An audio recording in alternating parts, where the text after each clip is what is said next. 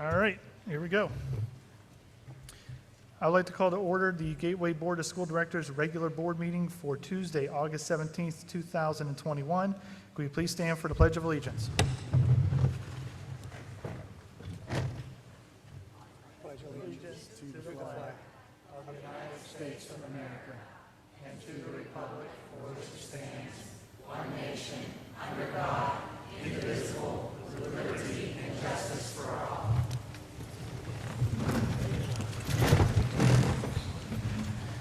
I'd like to be known for the record that this evening from 6:30 to 7 o'clock p.m. We were in executive session for personnel. Okay, and Mrs. Isha, whenever you're ready for roll call, please. Mrs. Cerrucci. Present. Mrs. Delaney. Susan? Here. Here. Mr. Gallagher. Here. Mr. Gottman. Here. Mr. McIntyre. Here. Ms. Mungo. Here. Mr. Ritter. Here. Mrs. Warning. Here. And Mr. Williams. Here. Okay. We're going to move on to comments from residents on agenda items. Brian, if I may, could I offer a suggestion? I know that Dr. Short and Dr. Chakey have some remarks prepared. We know. You got to Hey, wait till the mic comes up, John. Mr. Gottman, I know that Dr. Short and Dr. Chakey have some remarks already prepared that might help frame the comments that the residents might have regarding the items that are on the agenda. So I'm asking your indulgence to go out of order on the agenda and let them lay the groundwork for what's going to come before us tonight. Are you okay with that, Dr. Short? Absolutely. Okay, and Dr. Short, the floor is yours. Thank you. Thank you, Mr. Gottman.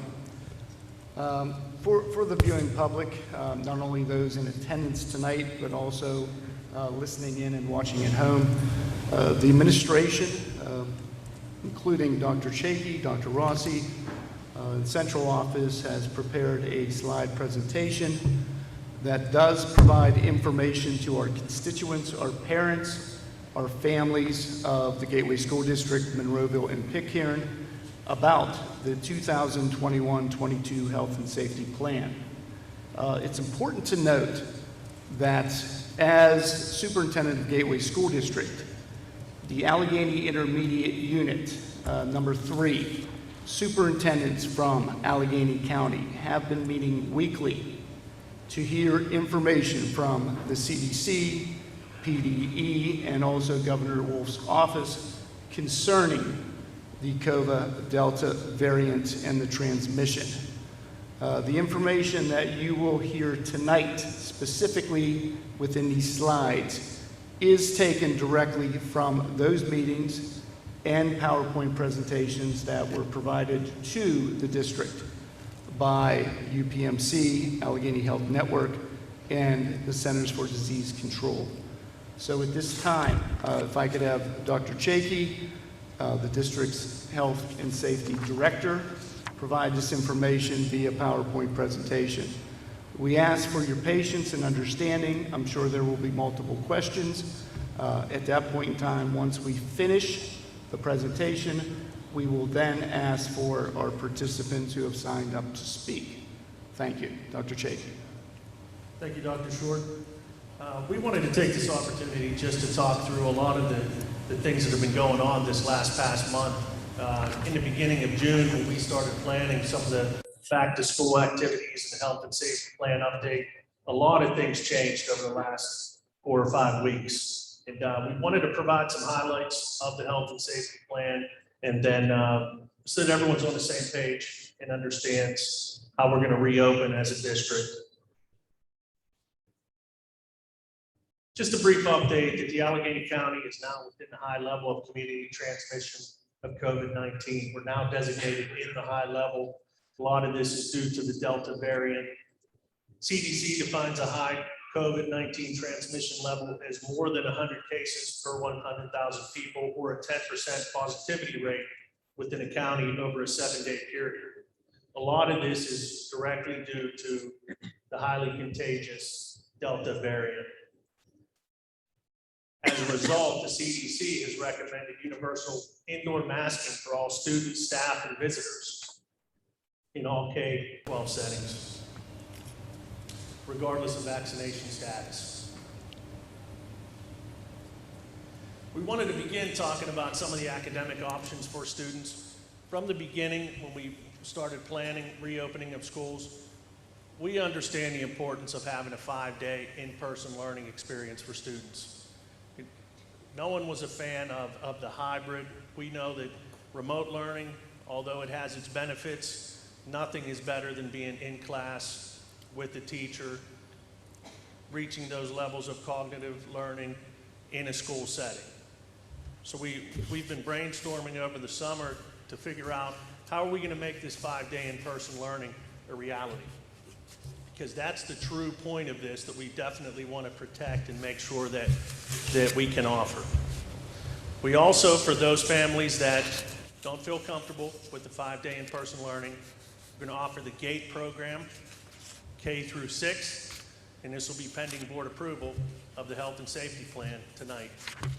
And as Dr. Short was mentioning before, a survey will be open on Wednesday, August 18th, 2021, to let families decide what academic option would best fit their particular situation.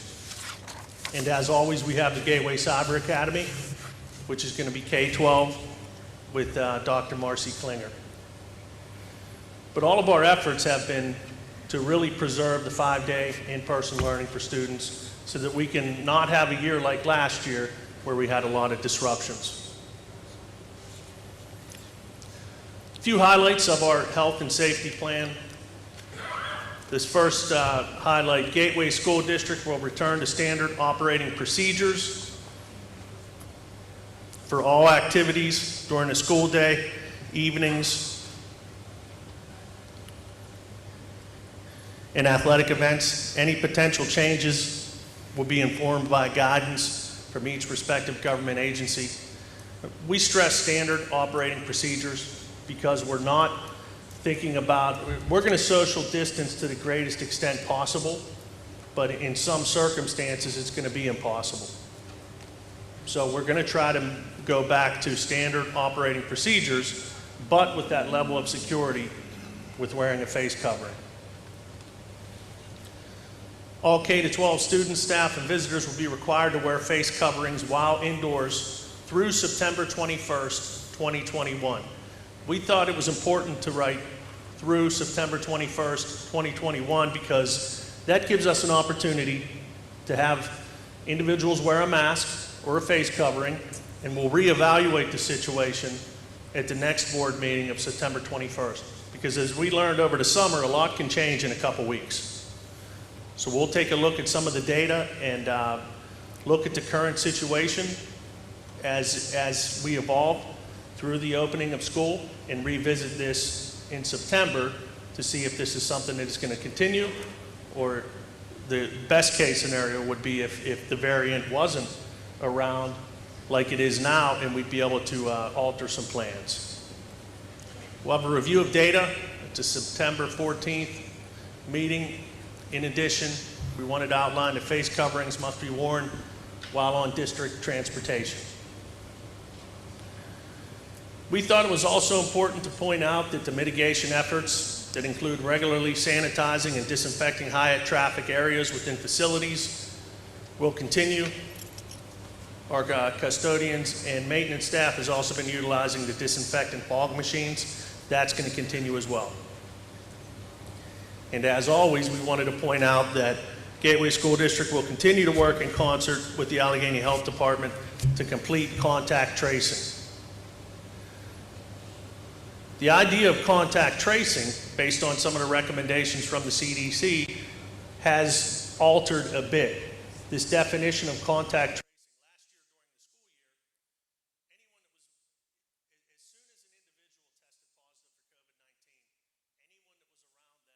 positive for COVID-19, anyone that was around them, regardless of whether or not they had on a mask or a face covering, they had to quarantine if they were around them for 15 minutes or more. That definition has shifted a bit, and it actually gives us a little more latitude as far as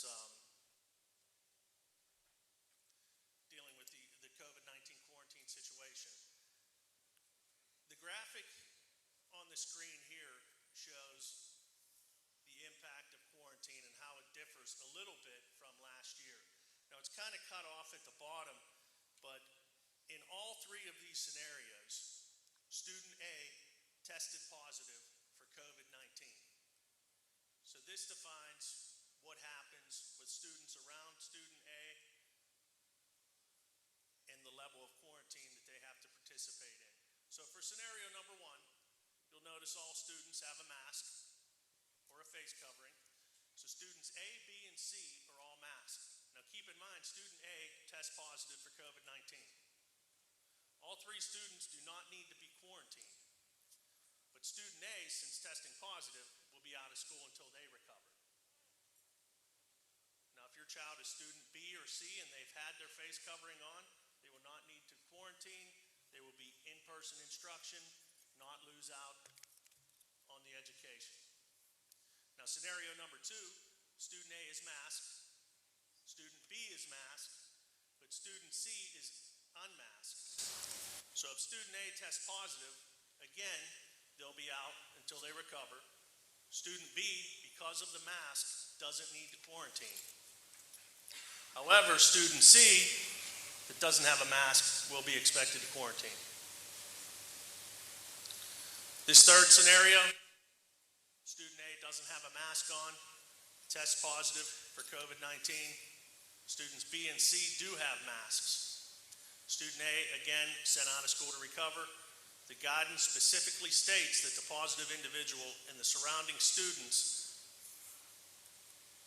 must all be masked. So students B and C will be asked to quarantine, even though they were correctly and consistently masked. So you can see the idea of the importance of not only the CDC, but Allegheny County Health Department recommending the use of face coverings indoors, but also for students in the Gateway School District. So at this point, as part of our health and safety plan, that is the district's recommendation moving forward for the opening of school.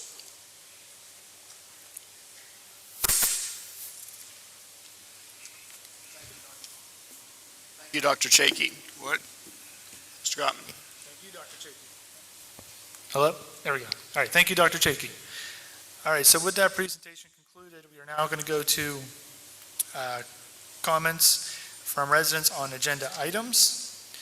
And the way we're going to do this tonight, because I would like to make sure everyone speaks and that we abide by a time limit so that people can speak.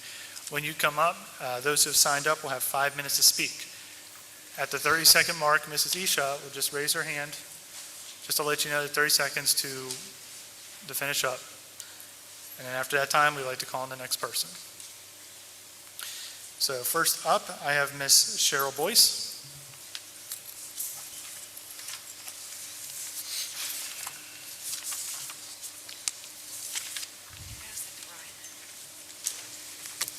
Cheryl Boyce, Monroeville. You took the thing down. I was going to ask a question.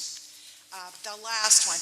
I have to say, this is, for parents, this is not the easiest thing in the world to follow.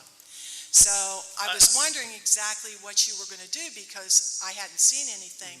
So how are you going to inform them of this process? The last one is the one I had the question for. You're talking about if one person has a mask and the other ones don't, and then they all have to be quarantined. Okay, so I guess my question is, that scenario seems a little different than the first two, so it's very confusing for the parents, I have to say. And very good insight and question, Mrs. Boyce. One thing we wanted to do is a vote has not taken place yet on the health and safety plan. I understand that. Once a vote is confirmed and we move forward with a plan, tomorrow, midday, a letter will be released from my office that will include FAQs, a list of questions and answers that will pertain exactly to what we saw here. And as an administrative team, we've been collecting a lot of very good questions from our parents and constituents that we would include in that FAQ. I know that you actually had sent out a survey. I think there was a little confusion with that. Some people had 4 kids and they got 4 surveys. Some kids have 2 kids and only got 1. So I think you need to explain that a little bit, but I have a couple more questions, so I don't want to take up my 5 minutes. So this is confusing. My only other question is, if a child is asthmatic or has any kind of respiratory condition whereby a mask might be prohibited by the doctor, is that child going to be forced to stay home and work from home and not be able to have in-person instruction? Is that going to be the option for this child? No, any child that has whatever type of disability that requires them to not wear a mask, that'll be written into the 504 plan and also the IEP, so that will definitely be honored. One thing I wanted to add also is, if I'm a student that tests positive or I have to quarantine and I'm at home, then I'm still going to be able to receive the curriculum and instruction through the teacher, whether it be Google Classroom or some other materials. But we're not going to have a situation where students are at home in quarantine and fall behind. We're going to make sure that we have every effort put forth to make sure that they don't miss out on any type of instruction. Okay, thank you. Since this is agenda items only, I have to shift gears for a second. I want to ask about the 30-day public display of social media policy. Are you voting on this tonight? Is this being voted on tonight? Because you didn't have a chance to discuss this because this didn't exist a week ago. Reverend Gallagher, I know you were on top of that. How's that work? Oh, Mr. Dykes, you're into this? Okay. It is not being voted on tonight. Okay. It's going to be up for 30-day review. It will be on the agenda next month. Okay, let me tell you what I think's wrong with this, since I've done an investigation. The student part of this needs split from the adult part of it. Do we still have student handbooks? We do. That has to be placed in the handbook. Therefore, to include these together is not appropriate. Split the two. What happens with the adults should be separate from the kids. Let me also say, in my research, and I will send it to all the board members, I found guidelines for social media conduct for school board members, which I think is a little more self-explanatory and more precise than this. So I would be happy to send it to you. I'm glad to hear that you can still amend this. This is very critical. I think it could be a little more specific about some of the language that I've heard used. So anyway, I definitely think it needs split, number one. And number two, I will send you that link and you see what you think, and maybe this can be integrated or we can have some kind of conversation. Because as it stands now, it looks like a lot of this has to do with the kids and less has to do with the adults. And that's not where our problem's been, folks, at least not that I know of. So thank you.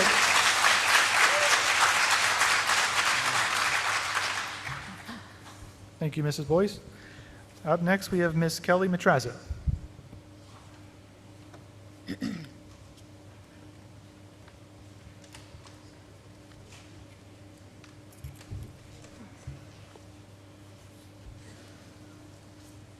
Good evening. First, I want to say thank you to the several board members who've reached out to me and my husband and acknowledged our emails. And of course, Dr. Short, thank you so much for acknowledging our emails. So, can anybody put that back up? I'd be interested to see that. It looks like in scenario 1, where all 3 students were masked, the mask must have not worked because they all got COVID. So 90% of seniors, the Americans with the greatest risk of death and hospitalizations from COVID, have had at least one vaccination, and 80% of seniors are fully immunized. Yes, some Americans are still getting COVID, but the goal wasn't ever to guarantee that no one ever became sick again. It was to ensure we didn't end up in some apocalyptic scenario where crammed hospitals had no bandwidth to care for additional patients, or where people died due to lack of care and supplies. Half of adult Americans are now fully immunized, so we are simply not talking about the same numbers as we were in 2020. I demand mask choice for the upcoming school year. There has not been not one documented case of kids passing this virus on to teachers. And we're not going to prevent the spread of this virus, masked or not. Let's face it. There are no local, state, or federal mask mandates for schools. There are only recommendations. We already know that a large portion of the families in this district will choose to mask their children anyhow, and that's fine. That is their choice. I'm not questioning their choices, nor should anyone question or impede upon my family's choice. Some kids are okay for wearing a mask 9 hours a day. Other kids are not okay with wearing masks for 9 hours a day. This is not a one-size-fits-all approach, okay? Families should have a choice. You need to accommodate all of our children. Kids have a right to breathe fresh air. Wearing masks teaches kids that the air is toxic, that everyone around them is sick. My kids suffered from exhaustion and extreme headaches every single day from having to wear a mask and breathing in their own filth carbon dioxide, which is a waste gas, because teachers would not allow mask breaks throughout the day. Our kids have been playing sports for weeks without masks: football, band, cheerleading, numerous other sports. There hasn't been one outbreak, not one outbreak. And you will say, well, that's because those are done outside where there's less transmission. I help coach a sport currently, and believe me when I tell you, these kids are in each other's faces, screaming, laughing, chanting, heavily breathing. They're in close contact and all over one another, and we have not had a single incident. Families have a right to make their own choice to send their kids to school, masked or not. This virus is here to stay. It is not going anywhere anytime soon. Let's stop with your child isn't masked, so they're all murderers hysteria. The seasonal flu is proven to be way more deadly to kids than COVID, and no one has ever worn a mask during flu season. 480 kids died from the flu in the 2018-19 season, which is more than who died from COVID in a year and a half. 4.2 million kids have tested positive for COVID, and a total of 0.008 have died. Your kids have a better chance of getting struck by lightning or from getting hit in the head from a rock randomly falling from the sky than they do of dying of COVID. Not allowing parents to choose to decide for their own children whether they should wear a mask is a gross overreach. It is not the board's responsibility to protect other people's children for them. It is the family's responsibility. Viruses mutate. There will always be a new variant. Go look at nextstrain.org. You will see over 1,500 variants of this virus. We must now learn to live with it in our society. And again, the goal wasn't ever to guarantee that no one became sick. It was to ensure our hospitals were not overrun. CDC and Dr. Short have only recommended masks be worn in the school. You've all recently voted against administration's recommendations anyhow, so this should be quite easy for you to vote for mask choice. You are satisfied to place this mask burden on children, and why? It's not to keep them safe. They are safe. It's not to keep the adults safe. They can get vaccinated if they want to. A child's mask is a symbolic security blanket for you, not them, and you need to accommodate all of our children.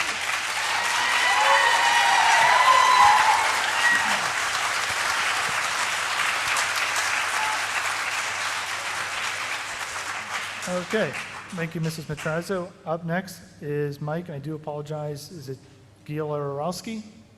All right, thank you. Is it okay if I ask a question to the doctor before I start my 5 minutes? Is that Sure. okay? My name is Mike Gielarowski. I'm a resident of Monroeville. My daughter goes to Ramsey.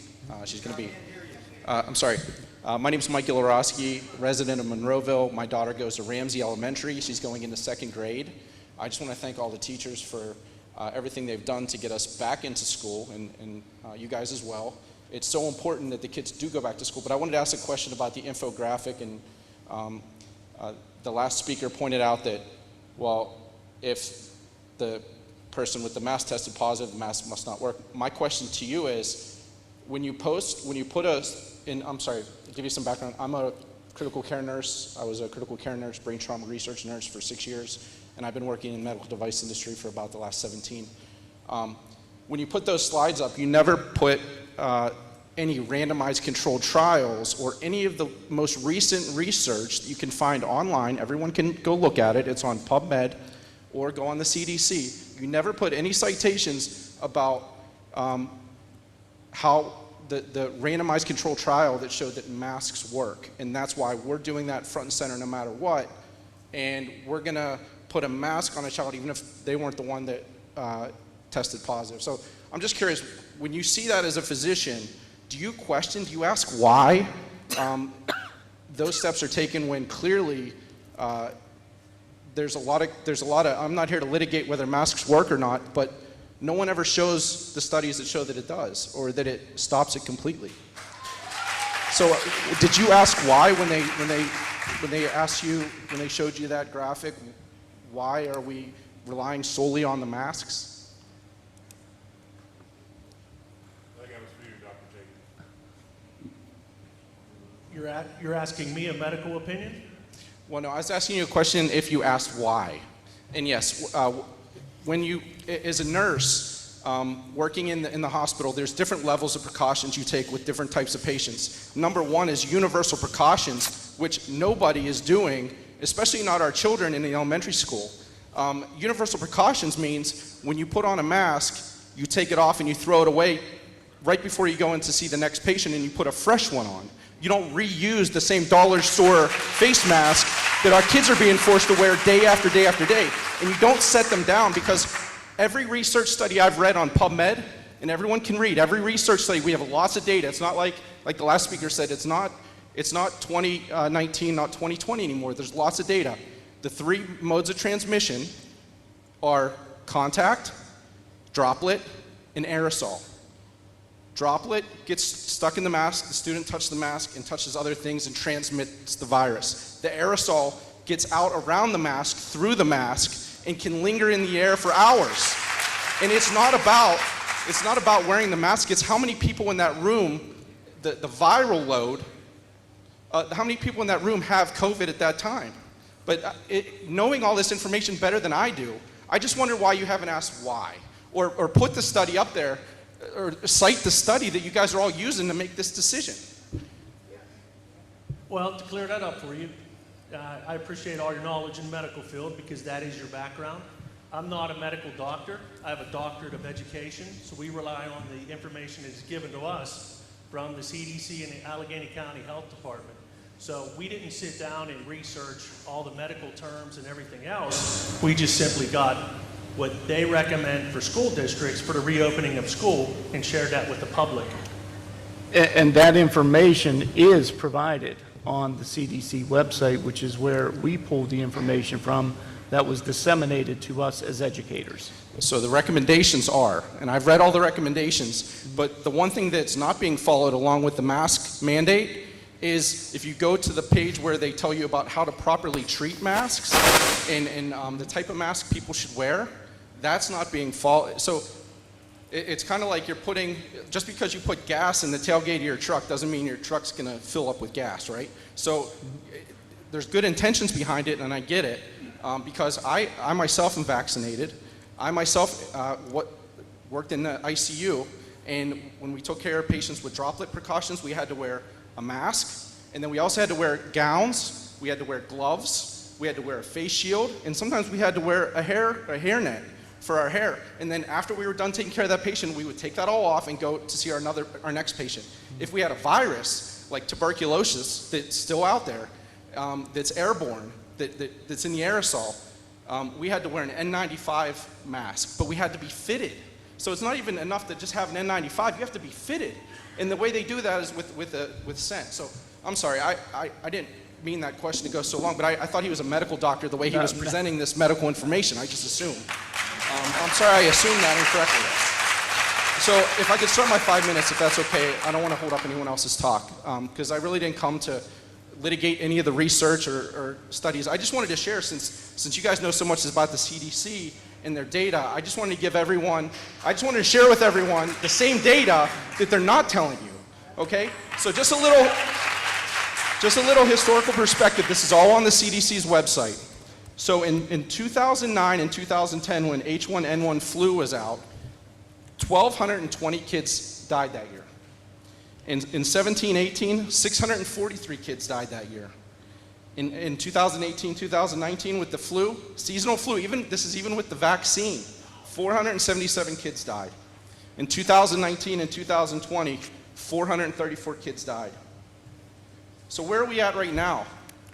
So she already went over the data about children, that they only have a 0.6% chance of dying from COVID.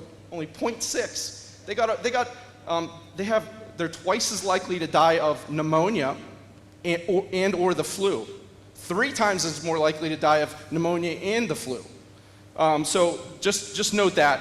As a country, where are we with, why doesn't okay, we're red according to Allegheny County, but where are we as a country with the virus?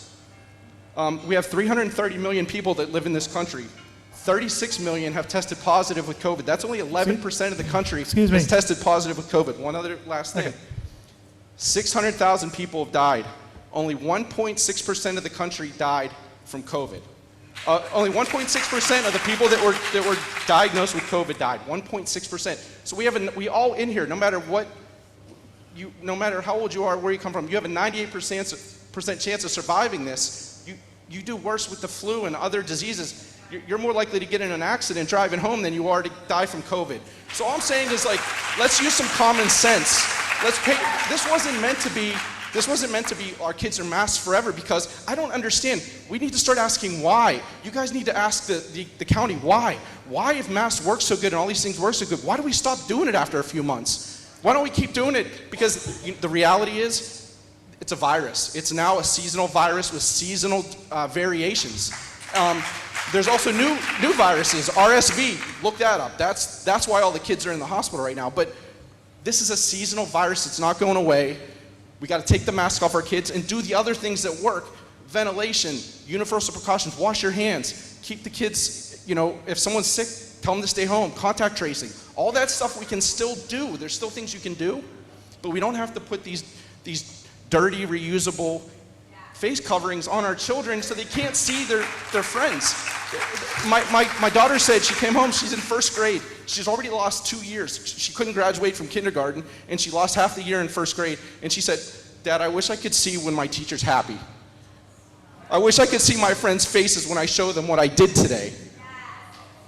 That's gonna hurt our kids more than this stupid-ass virus will ever do, ever. Use some common sense and ask why. Just ask why on our behalf. Ask give us the study. Anybody can read it. It's all on PubMed, and it's all contrary to what you guys are told by the county. And also, there's a medical review journal that just came out that showed that medical doctors have been threatened, and I was gonna ask you about that. It was published on August 7th. If they speak out against what's being told to them by the county and the CDC, they can lose their license. What other time in history has that ever happened to medical doctors who? Yeah. So all I'm saying is, like, let's start to ask why. Why are we still doing this when it's now just like a seasonal virus like the flu? It's not going away, guys. There's already 4 other variants coming. Delta's just the latest one. There's already one with a Lambda. There's 2 other ones. Read the CDC's website. It's all on there. It's fascinating, and it's all on there. And none of it is what it seems. The world is not falling. Everyone's okay. We survived. We're here. Thank you, guys. Thank you.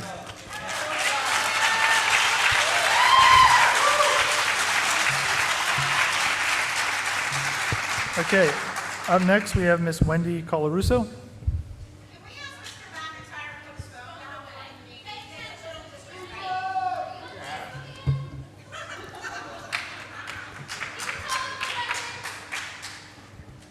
I would like all board members to please silence their phones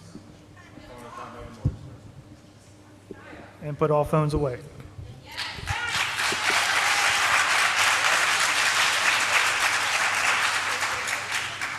I take notes while people are speaking on what they're speaking, the same as John does on his laptop, the same that Mr. Short does on his laptop.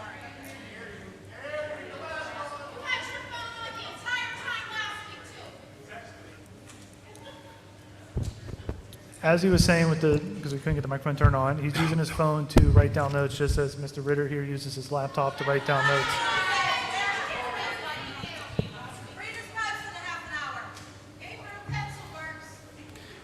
We are going to move on. Ms. Wendy Colarusso. I'm Wendy Colarusso, and I've lived in University Park neighborhood for about 20 years. First, I'd like to thank Ms. Isha for adding my name to the speaking list for this evening. Second, I'd like to ask that the guests in attendance do not interrupt with cheers or jeers, as I only have so long to speak. I have not and do not plan to interrupt anyone else, and quite frankly, I have a few things I'd like to say in the short time I'm allotted. I'm sure many of tonight's speakers will be sharing scientific data that supports their position regarding the proposed mask mandate within the schools for the upcoming year. I'm here tonight simply as a mother and parent who is doing her best to raise a child who will be an upstanding and active contributing member to their community as an adult. As a parent, I'm asking the board and administration to reconsider the idea of requiring masks for all students in the buildings, and more specifically at the high school level. While I fully support those who feel masks are necessary based on current variables, I do not feel it is something that should be forced upon all students, many of whom are at an age to choose whether or not they want to be vaccinated. Before anyone accuses me or my family of being selfish and not thinking of others, I ask you to spend a day in our shoes. During this day, both you and your spouse work in different capacities in the social service field, where you spend oftentimes more than 8 hours a day doing nothing but helping others and advocating for their basic needs. In your free time, both of you are also volunteering in multiple capacities for multiple groups in the community. In this 24 hours, you're also trying to raise a child to be a decent human being who can be independent, think for themselves, and find their path in life. This child has also already been introduced to volunteer activities and helping others in their community. So selfish is really not a word that is truly reflective of our small family.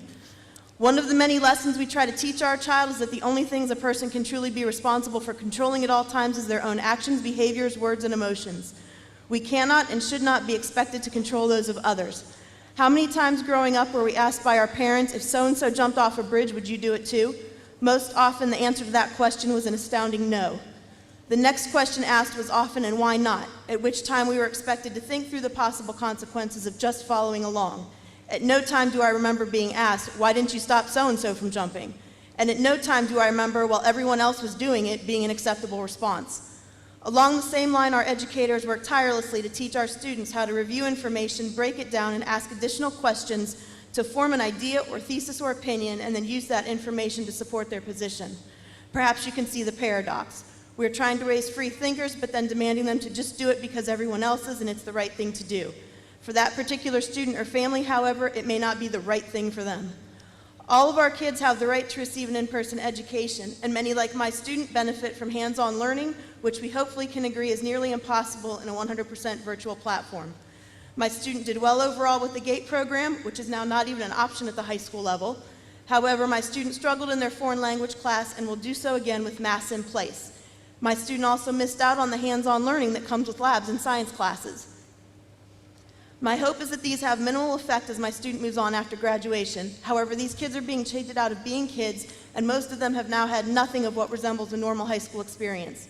In just a few short years, they will no longer be kids and will be burdened with all of these adult decisions and responsibilities that we as parents know all too well. My belief is that the long-term mental health effects from the past 17 to 18 months will become a much bigger issue for years down the road than this virus ever was. My child deserves the right to an education that best suits their abilities and needs as well. I'm begging you to allow us as parents to accept responsibility for our students as we have since they were born. For almost the past 17 years, I've not been a perfect parent by far. However, my husband and I have kept our child safe and have assumed all responsibility for our child's health. There have been diagnoses of ear infections, respiratory viruses, sprained joints, pneumonia, and strep. We did not need anyone else to tell us when medical care and treatment was needed, nor anyone else was responsible for coordinating that care. We as parents make those decisions daily based upon what we know of our kids and specific to our own situations. I'm asking for that courtesy now. Whether or not my child wears a mask, there is a chance that COVID will be transmitted. If my child is sick or needs treatment, my husband and I will coordinate that and take off work as needed. When testing was needed over the past school year, we took care of it. That's our responsibility as parents. If parents want their students to wear a mask, then by all means go ahead. However, some of us do not think that's necessary, then allow us that option. Trust that even before the pandemic, we've taught our child basic hygiene practices and common manners and courtesies. Again, I cannot control everyone else, however, I can control what goes on in my family unit. It is not our responsibility to gain anyone's approval of how we choose to run our households. Finally, I've read that Pennsylvania is offering school districts the opportunity to provide both COVID testing and vaccines within the schools. I'm being proactive and asking in advance that Gateway does not choose to opt into this program as part of the health and safety plan. Our schools are educational facilities and not medical clinics. Schools are already filling many roles that they should not have to fill. If we continue to allow our schools to do everything for our students, they will not graduate as independent free thinkers, but will be helpless adults waiting for others to do for them. I can honestly say that I'm proud my child is a Gateway Gator. However, right now I'm not proud of the district or of the community at large. Many people who are claiming we need to be thinking of others are the same people I see degrading and berating their peers on social media for their beliefs. And I see many people who are forcing issues and beliefs upon others, yet over the past few months I've seen these very same people not following their own preaching when in the community, whether it's been indoors or outdoors. There's nothing wrong with taking care of one's own and being aware of what is and what is not within our control. Thank you very much for your time and consideration.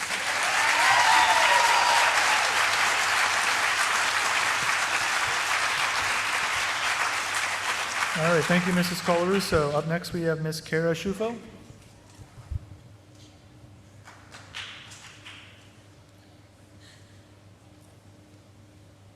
I'm a little short. Good evening, I am Kara Shufo, and I have been a Monroeville resident my whole life. By the look and feel of last week's meeting, it is clear that many board members have decisions made without consulting the very community that they represent. Pennsylvania state standards in reading include mastering the ability to read with expression. The Individuals with Disabilities Education Act is a law guaranteeing students with disabilities the right to a free and appropriate public education that meets their individual needs. By choosing to mask all, regardless of individual needs, you are standing in the way of children meeting state standards and hindering the needs of many students protected by this law. If closing an achievement gap is important to you, you will not vote to forcibly mask our children. Many people are living in fear based on news headlines that are purposely misleading. These headlines are giving numbers without metrics to continue the hysteria of March 2020. It took me 30 seconds to find the actual data in many states and also Allegheny County. Allegheny County has been consistently under 5 hospitalizations a week, most times at 0, for the age ranges of our students throughout this whole summer.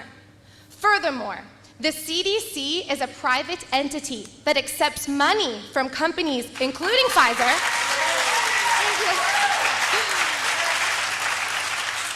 which directly prosper from the recommendations of the CDC. This is corruption. The CDC does not rule over the people of our country. We are 18 months into SARS-CoV-2, and at this point, we have slowed the spread as to not overwhelm hospitals. We have various therapeutics, vaccines, and plenty of preventatives. Every adult has had 18 months to make positive changes to their diet and lifestyle, knowing obesity is linked with the negative COVID response to this virus. We know healthy individuals under the age of 65 are equipped to handle the virus well, meaning school buildings are one of the safest places. SARS-CoV-2 is here to stay, and it's likely been through most of the world population, as 18 months is a typical viral cycle. In society, it is the adult's job to protect the children. Hindering speech and social development, lowering oxygen levels, which then hinder our cell mitochondria function, and increasing suicide attempts. Did you know that our area has seen a drastic uptick of mental health watch in children 0 to 17 years old? We've increased almost 400% in Allegheny County. These things prove the solution is causing children more harm than the original problem. It is beyond time to give our children their childhood back. It's time to stop borrowing from our future due to your current fears. Your health is your responsibility. Your health is not my kids' responsibility. By voting to forcibly mask our students, you are standing in the way of the rights given to we the people by God.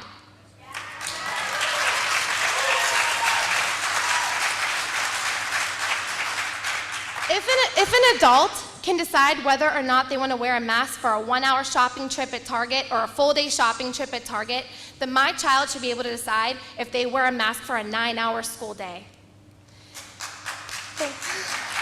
A vote to require masks is proof you're putting politics ahead of our students and their families.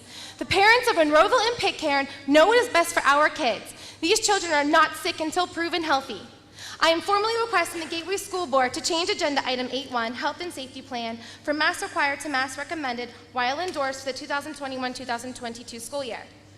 Real quick question, Dr. Short, will you be reviewing the results of the parent survey before voting on the safety plan tonight? Yes, Okay. and I can announce those results right now. Sure. The results did come in from the survey. We had over 2,000 parents, families respond.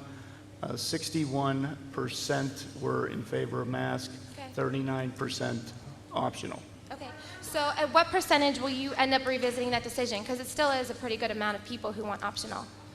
I'm sorry, I didn't hear that. Like at what percentage of parents asking for optional will you be revisiting that? Like is there a percentage where you will say like, oh, is it 51%? Then we'll do mask or optional? That information was just provided to the board at 5 o'clock Okay. for their information to determine their vote for tonight. Okay, and then we'll review the safety plan in September 2014. September 14th, at the 14th. study session, we will provide additional data Okay. related to any cases in our school, Okay, county, Pennsylvania, to make another informed decision as to what we do with another health and safety later, plan okay. update. Okay, and I just want to say one more thing. Our current president, with access to all of this information, promised 100 days of masking. That ended back in May. Please give our children the chance to grow, excel, and achieve.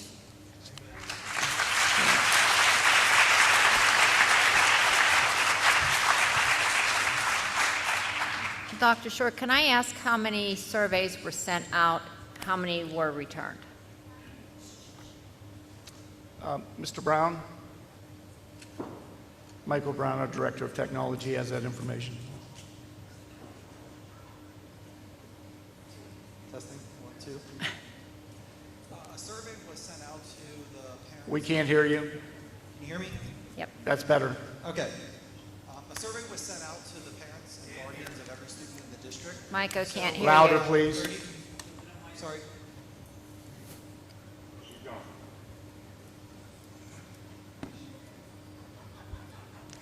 He's operating the control panel up top, so that's why he's difficult to hear at this point.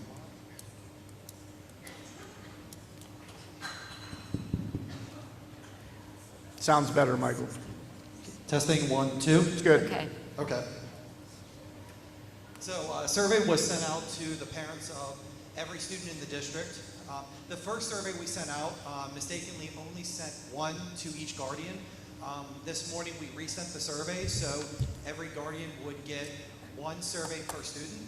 So for the 3,300 students in the district, I believe about 5,000 guardians were notified to complete the survey.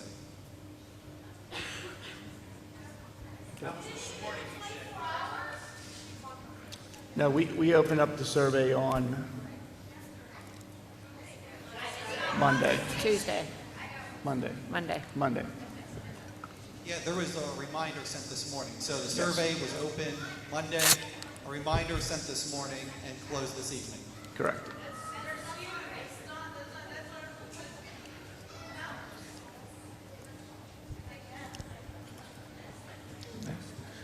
All right, up next, can we have Miss Rosalind Daly?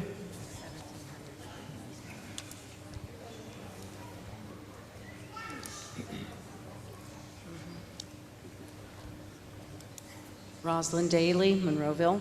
I wanted to start by saying that the PCR test, which is the test they've been using all along, has been proven to be faulty. And it is going to be discarded in December, but they're still using it, so all the numbers are meaningless. This mask mandate was conjured up by means of falsified data and fear-mongering. Intelligent and wise government servants throughout this nation are standing in the gap right now to protect their people from this attack. Yes, it is an attack on our minds, hearts, and bodies. Lies administered by government bureaucracies, like, well, the CDC is a private organization, as Carrie showed us, acting illegally as executives in collusion with pharmaceutical companies with trillions at stake in this battle, have exerted power over us, which we never authorized. Corruption has pervaded every area of society, including our schools. Our liberties are assaulted everywhere. Anyone who researches and thinks for himself can see the evil and the motives behind it: conquest and control. Fear is the ploy that tyrants use to take liberties away from the people by means of the false pretense of health and safety. This happens repeatedly in every generation, sometimes every decade. Board members, before you took office, did you not swear to uphold and defend the Constitution?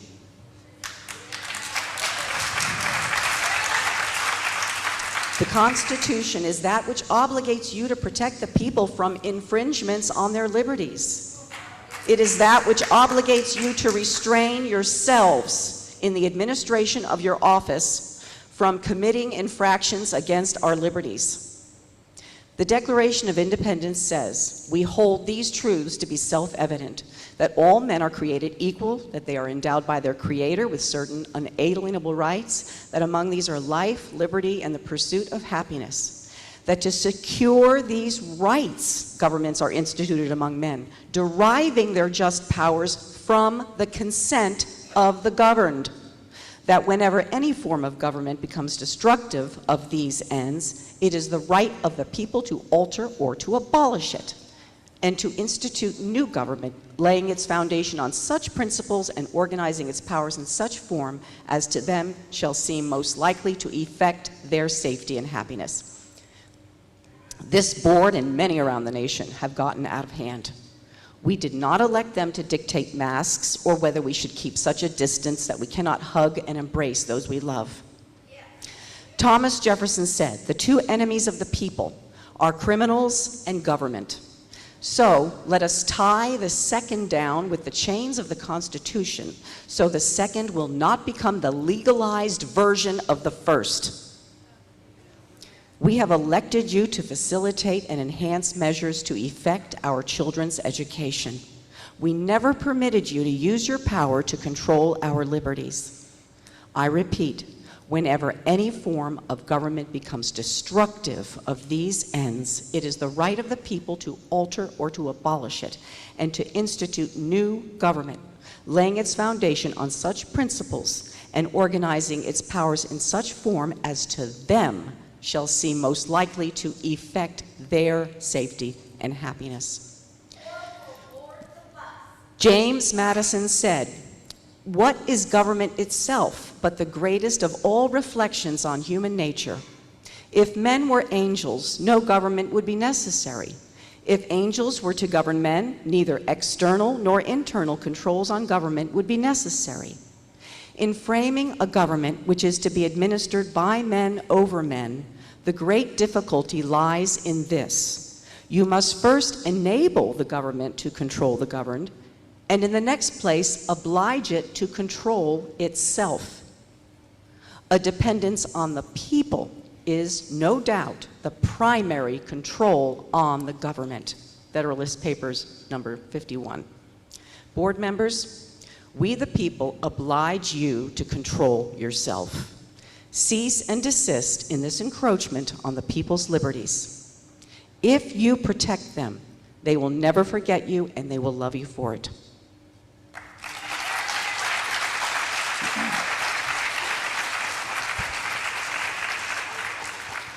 Thank you, Mrs. Daly. Up next, we have Miss Nancy Lapsevich.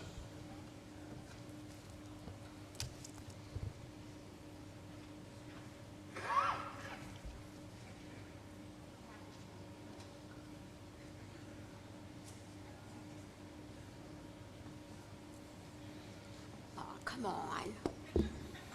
Okay, close enough? First of all, thank you. Thank you for the attention you're giving to this.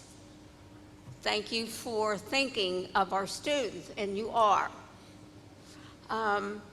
There's been a lot of talk about the CDC and, you know, who started this and, you know, every which way.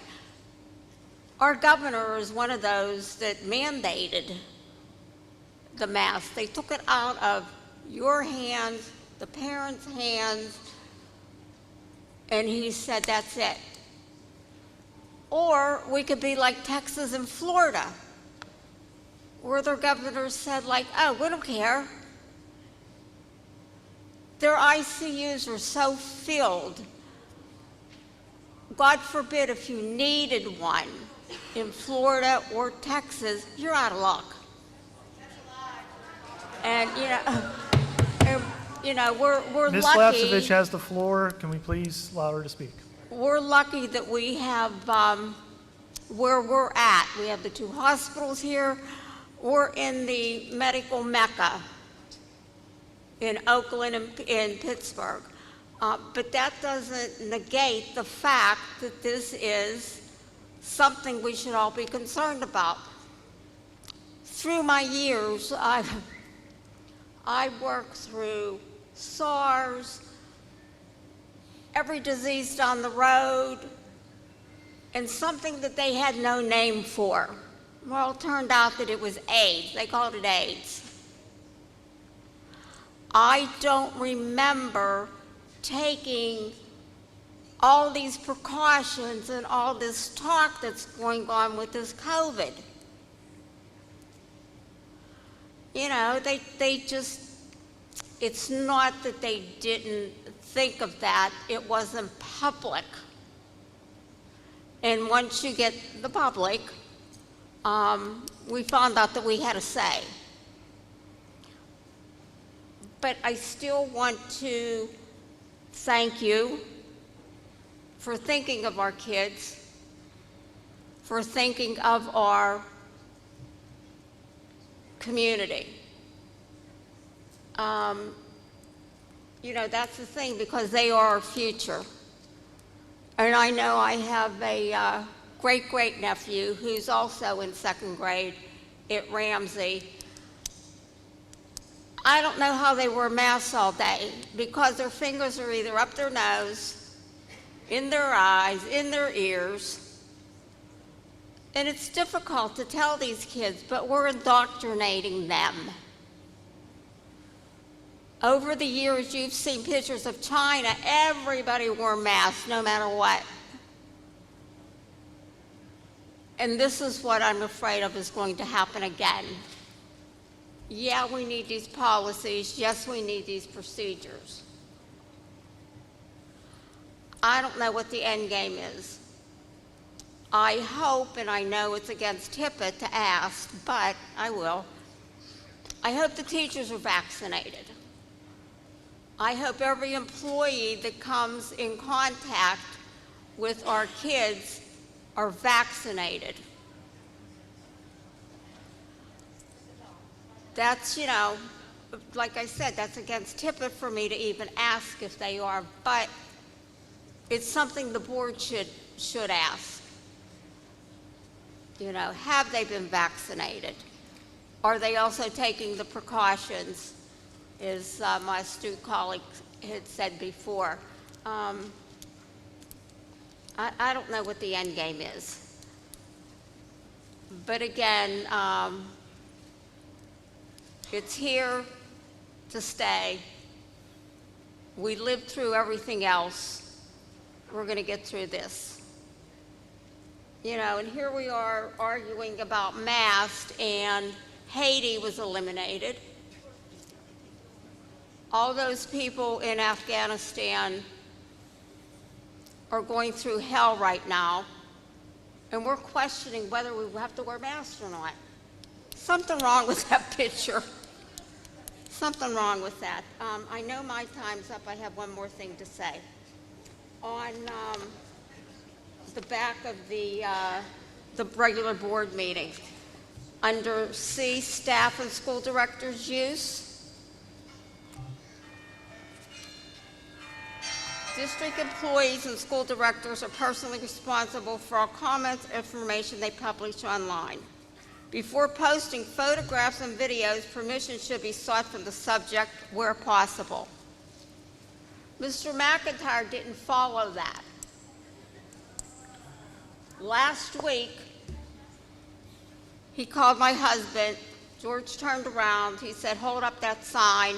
And that was posted on Facebook. So among his other failings, he's also not going by the school policies and procedures.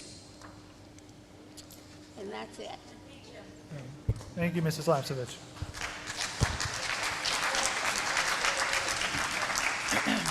All right, up next, we have Fran Collins.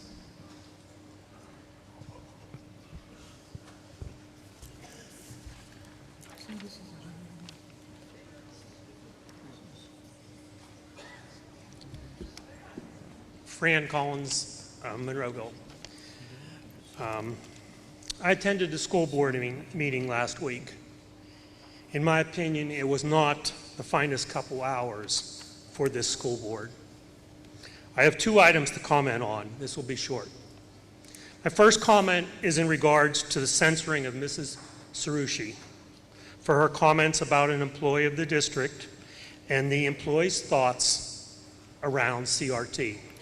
Excuse me, that topic is not part of the agenda item. If you like to, Your we can address meeting it at the minutes end. you'll approve meeting minutes from last week. Isn't that part of the agenda? You're absolutely right. Thank you. I'm sorry. Continue.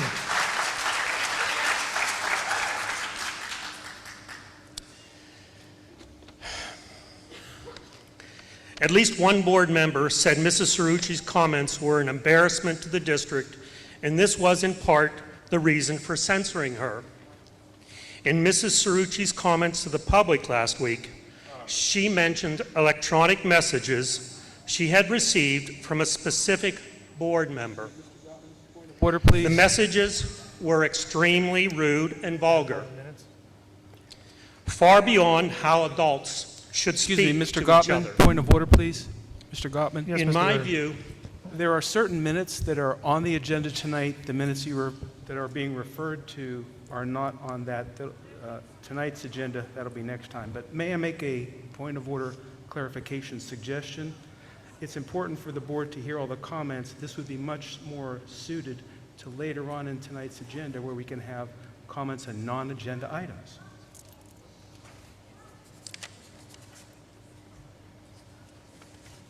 I have it right here. Study session meeting, June 7th, 2021, regular board meeting, June 15th, 2021. Those are the minutes under discussion. So this one would be out of order for tonight's agenda item, but much more proper for later on. We're gonna allow him to continue. Oh, it is. All right, second interruption, please, no more. Okay? The messages from this specific board member were very rude and vulgar, far beyond how adults should speak to each other. In my view, these vulgar messages were an embarrassment to the district, yet no board members voiced any concern. Later in the evening, 3 new school policies were being put up for 30-day review, one of which was titled Cyberbullying Policy. How ironic. If a student had used the same vulgar language directed to another student over the internet, I have to think that student would be warned, face suspension, or expulsion if it continued. It appears we hold the students of Gateway to a higher standard of civility than we hold elected officials in this district.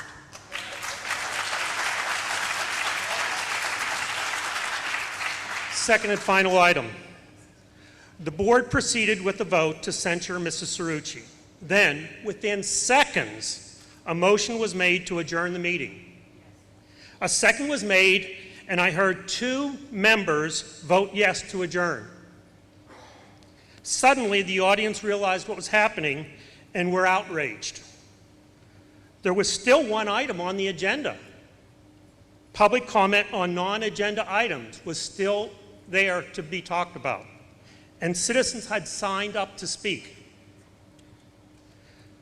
Someone on the stage evidently realized how bad this looked and halted the vote. Ultimately, the motion to adjourn was recalled and the comments from citizens were heard.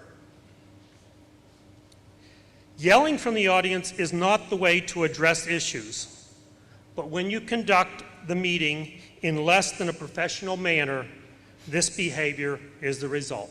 Thank you.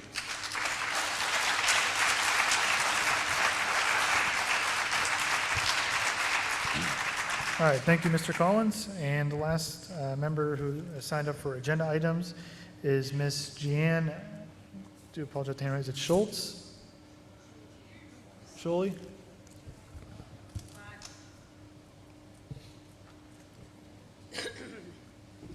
Hi, my name is Jeannie Schulte. I'm a Monroeville resident and mother of 3, 2 kids that have graduated from Gateway and 1 entering her junior year. I'm here tonight to voice my concern on your proposal that our kids go to school every day for 7 hours wearing a muzzle like rabid pets. I'm not going to go over the CDC stuff everyone else did because it's a waste of time. Pardon me? Oh. Back to 2018-19, when the CDC stated 480 of those children died from the flu that year, any of you school board members bring up wearing masks? Did any of you ask for the kids to wear masks? I'm asking. No. No? Why?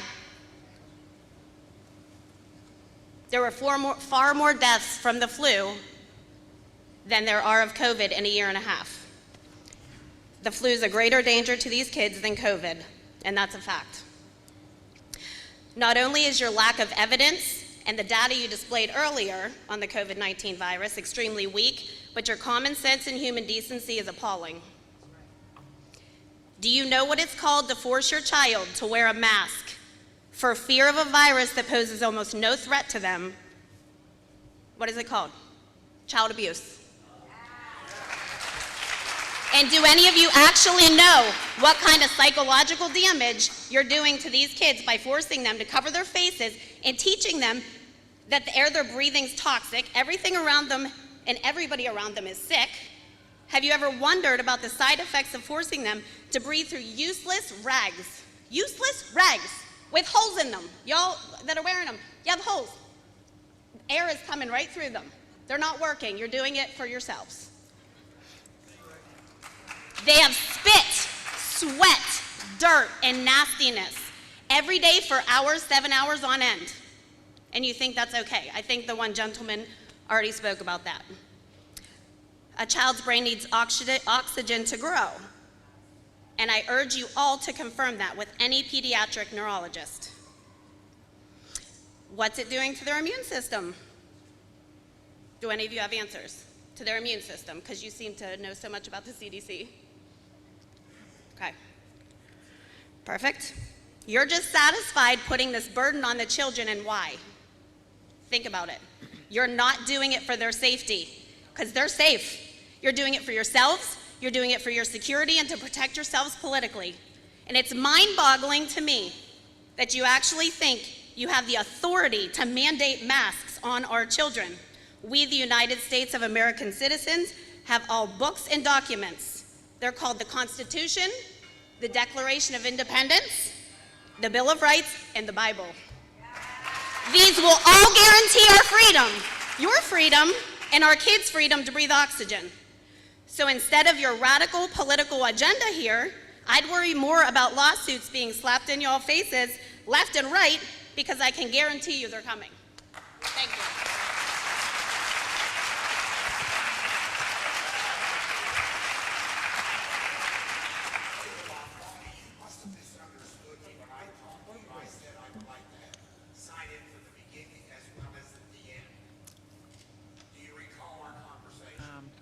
I do not have that on here, but allow Mr. Osinko to speak. I did speak to him.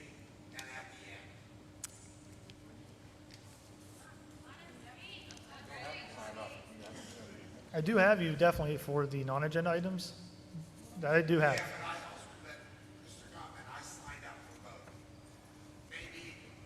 I may have misunderstood.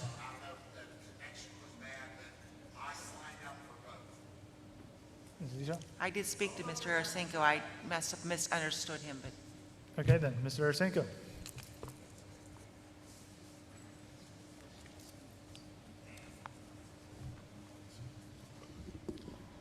Hi, my name's Greg Arasinko, and I do live in Monroeville.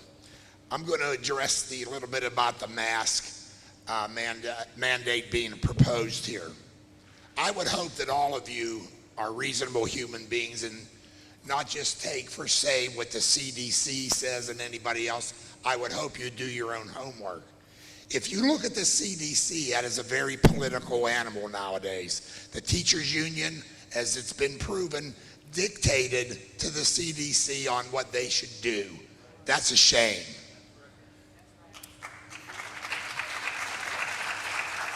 There's enough data out there, and I think the last young lady brought it out. If you talk to any neurologist, child neurologist, they will tell you these masks are not good for the kids. They're breathing in too much CO2. They get headaches. My own grandson complains about the headaches from the use of the mask. So I'm asking you, as reasonable human beings, not to pass this. This is abuse of power, in my opinion. I really believe that everybody in this audience who has kids or grandkids, they are responsible themselves for their kids and grandkids, not you. If you really believe in the mask and the shots, those that want to wear a mask, wear it. If your teachers are upset about it, if they're already vaccinated and wear a mask, what are they worried about? The data's out there. These kids are not the ones that are putting it out there in the numbers that supposedly is out there, and I do believe our numbers are skewed. They're not really giving you the right information. And you don't even have to take my word. Do your own homework. It's out there. It's out there in the droves. So I'm asking you as elected officials to please do your homework. Table this item for now. Do your homework. Turn this down. It's not good for the kids. Thank you.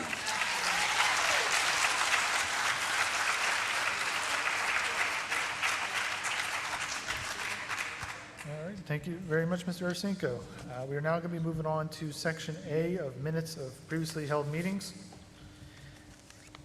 And resolved that the Gateway Board of School Directors approves the minutes of the following previous held meetings: the study session meeting of June 7, 2021, and the regular board meeting of June 15, 2021. I have a motion by Mr. Ritter. I have a second by Mr. McIntyre. Any questions or comments on minutes of previously held meetings? Okay, seeing none, all those in favor, please say aye. Aye. Aye. Sorry, all right, all opposed? Okay. We're going to move on to Section B, financial reports. Mr. Schott. Thank you, Mr. Gottman.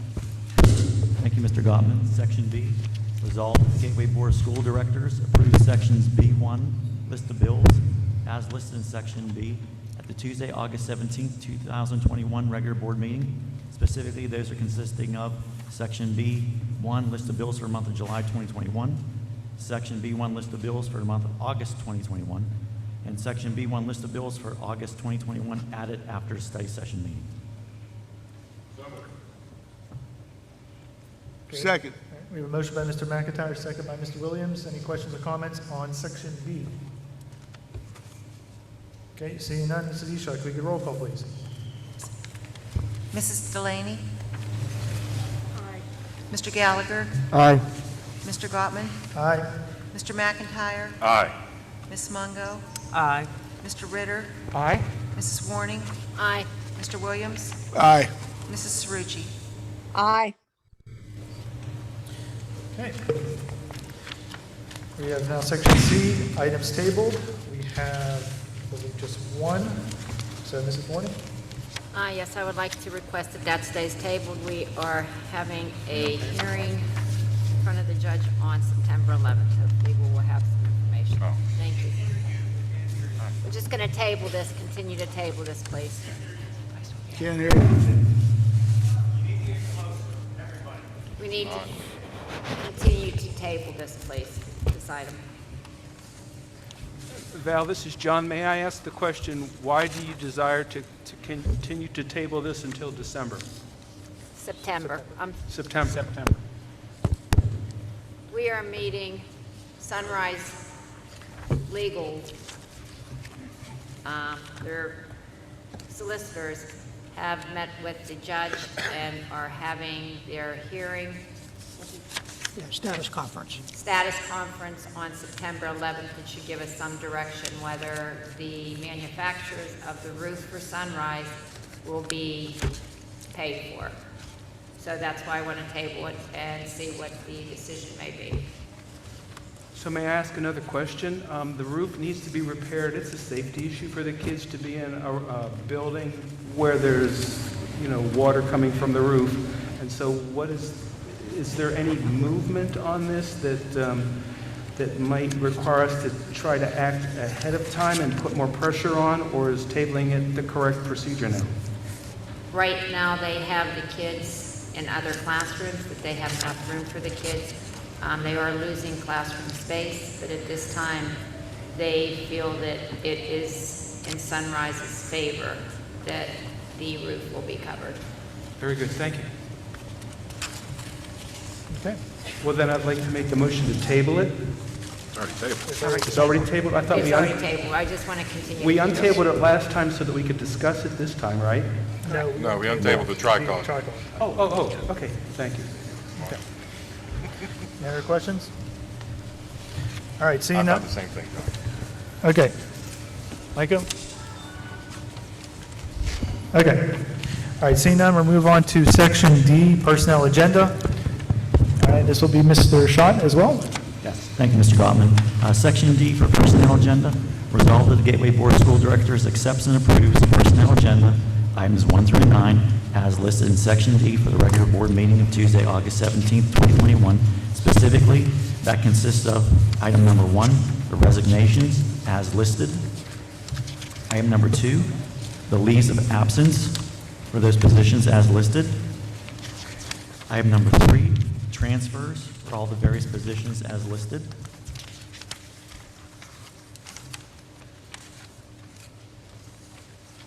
Item number 4, employment. Part A, approve the employment of the following individuals for positions indicated. And for Part B, for one-year substitute teacher positions as indicated. Item number C, for the various paraprofessional positions as indicated. Item number D, substitute food service workers as indicated. And item number E, athletic event workers as indicated. Item number 5, supplemental contracts. Approve the issuance of a supplemental contract to the following individuals for the 21-22 school year, pending approval as indicated, and the various amounts as indicated. Item number 6, school police salary and benefits. Approve the salary and benefit agreement for school police as listed in Exhibit A for Section D. Item number 7, school nurse salary and benefits. Approve the salary and benefit agreement for staff nurses as listed in Exhibit B for Section D. Item number 8, volunteers. Approve the following individuals for the volunteer positions as indicated. Item number 9, cafeteria fund salary adjustments for item number A and also for item number B as indicated. That concludes Section D. So moved. Second. All right, first off, thank you, Mr. Schott. And we have a motion by Mr. McIntyre, second by Mr. Williams. Do we have any questions or comments on Section D, personnel? Yes, Mr. McIntyre. Yeah, just waiting for the mic to come up. Can you hear me? Yeah, just real quickly, I want to thank Miss Rebecca Gill, the principal of Ramsey. She was only with us for a short period here. I think 3 years ago we hired her. She did a fantastic job at Ramsey, and I'm happy that she's moving for good reason, leaving for good reason. She's going to have a much shorter commute to work and back. I just want to thank her for her time. I got nothing but glowing reviews from all the families from Ramsey on her performance. So, thank you, Mr. Gill. Thank you. I have something, Brian. Yes, Mr. Williams. I just like to wish, it says John Grimes here, but it's actually Jackie Grimes.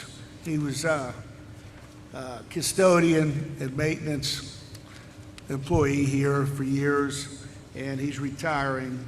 And I'd just like to wish him the best of luck. A lot of people in here know Jack, and he always had a story and a smile on his face, and he always made you smile. And he'd still be here, but he has some health issues, and I just like to wish him the best. That's all. Thank you, Mr. Williams. All right. Can Mrs. Ishak, we get a roll call, please? Mr. Gallagher. Aye. Mr. Gottman. Aye. Mr. McIntyre. Aye. Ms. Mungo. Aye. Mr. Ritter. Aye. Mrs. Warning. Aye. Mr. Williams. Aye. Mrs. Cerrucci. Aye. Mrs. Delaney. Aye. Motion carries. Okay. We're going to move on to section F, which is the administrative report. And Mr. Schott, you're up again. Thank you, Mr. Gottman. Section F, resolved that the Gateway Board of School Directors approves and authorizes as appropriate the following items 1 through 25 as listed in Section F Administrative Report at the regular board meeting of Tuesday, August 17th, 2021. Under elementary education, item number 1, a Title I agreements as depicted in Exhibit A and Exhibit B. Item number 2, the educational agreements. Approve the following agreements as indicated in Exhibit C and Exhibit D. Item number 3, and this was added after study session meeting as indicated by asterisk, donation of one Apivo IW2 wireless interactive whiteboard system to the district. Under secondary education, item number 4, approval of student teaching affiliation agreement as indicated in Exhibit E. Item number 5, approve the agreement with the American Red Cross as depicted in Exhibit F.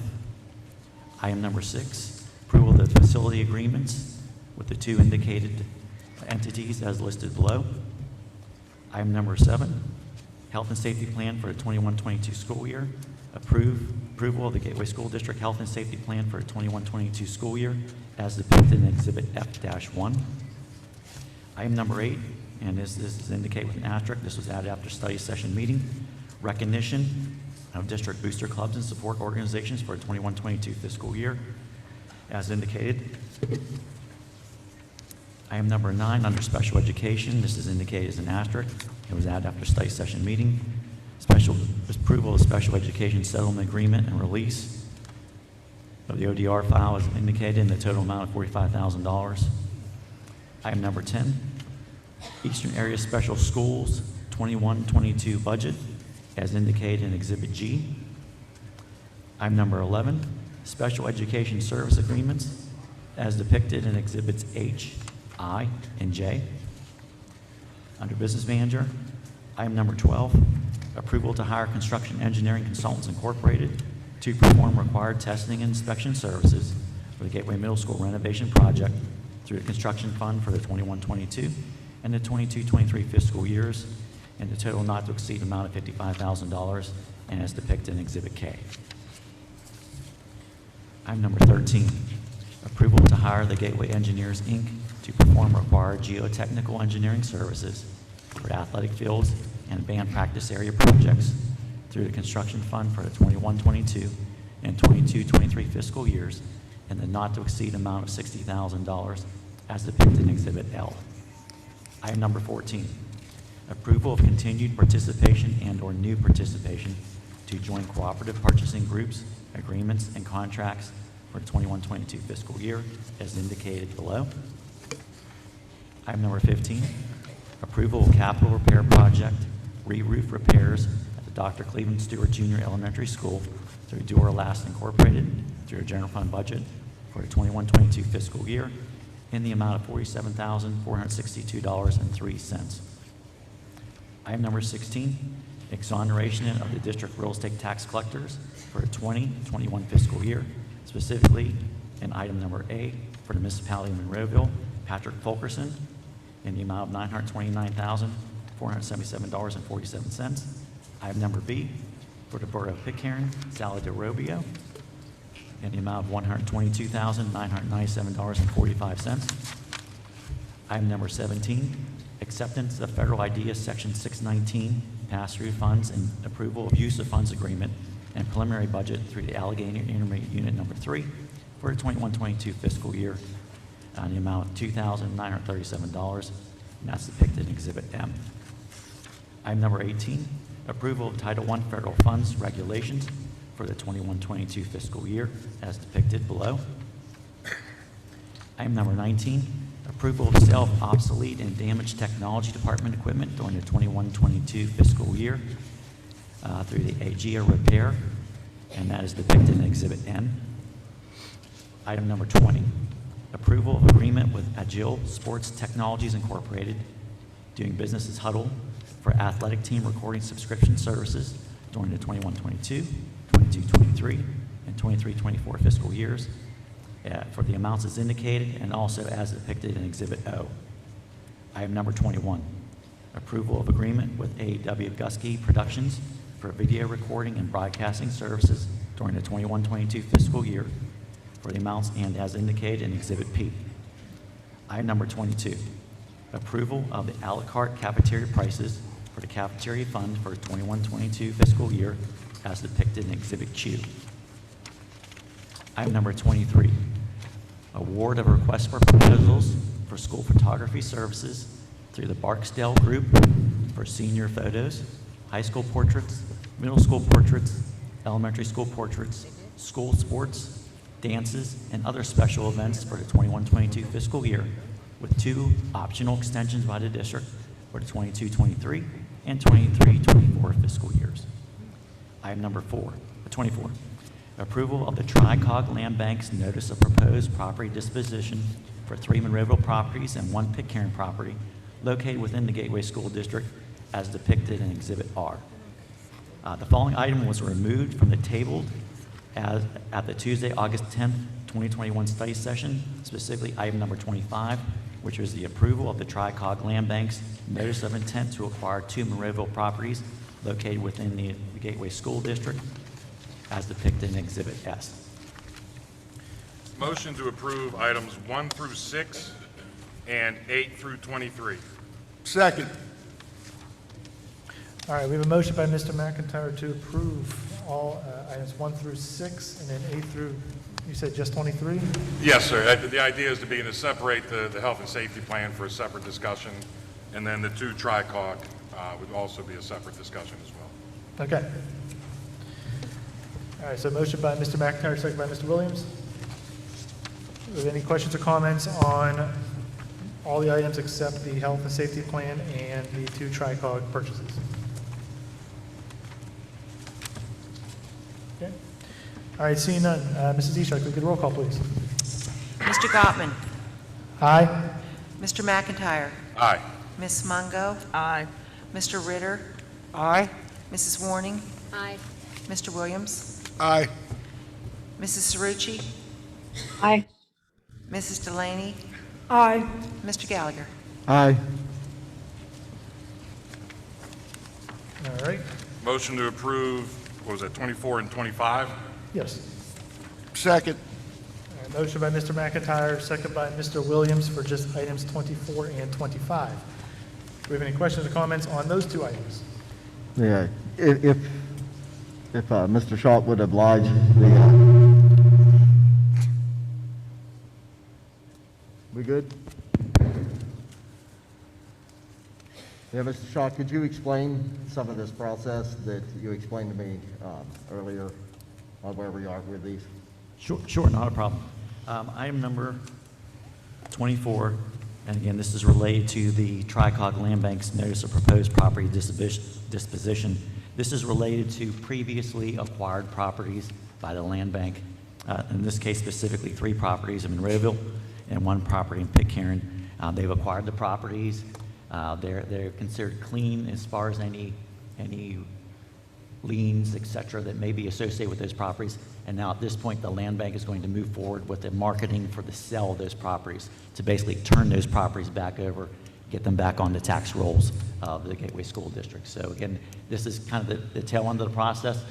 The opposite of the other resolution, which was number 25, whereby they are acquiring properties and doing various things to those properties in preparation for, again, turning those over to it. So again, we have 2 resolutions this evening. The first one being to dispose of those properties, and again, to continue to acquire properties. This process has been occurring over, I think, at least 4 years, possibly 5 years now.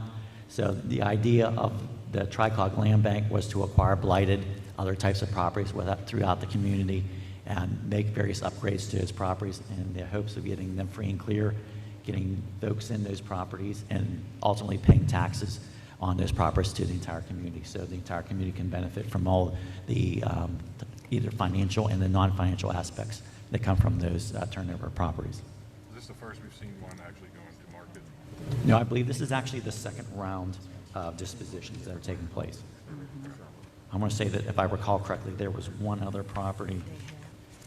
Yeah, as I've indicated, this is the second proposed property disposition. I think there was at least one prior. I'm trying to remember how many months ago that they had started the process. So we're starting to see the ball rolling the opposite way with the dispositions. Mr. Shaw, are you saying number 25 that they have not acquired these properties yet? Now, this property actually, considering when this was, just to give you an idea, the original notice was May 18th for the original resolution. As of last study session meeting, it was 84 days.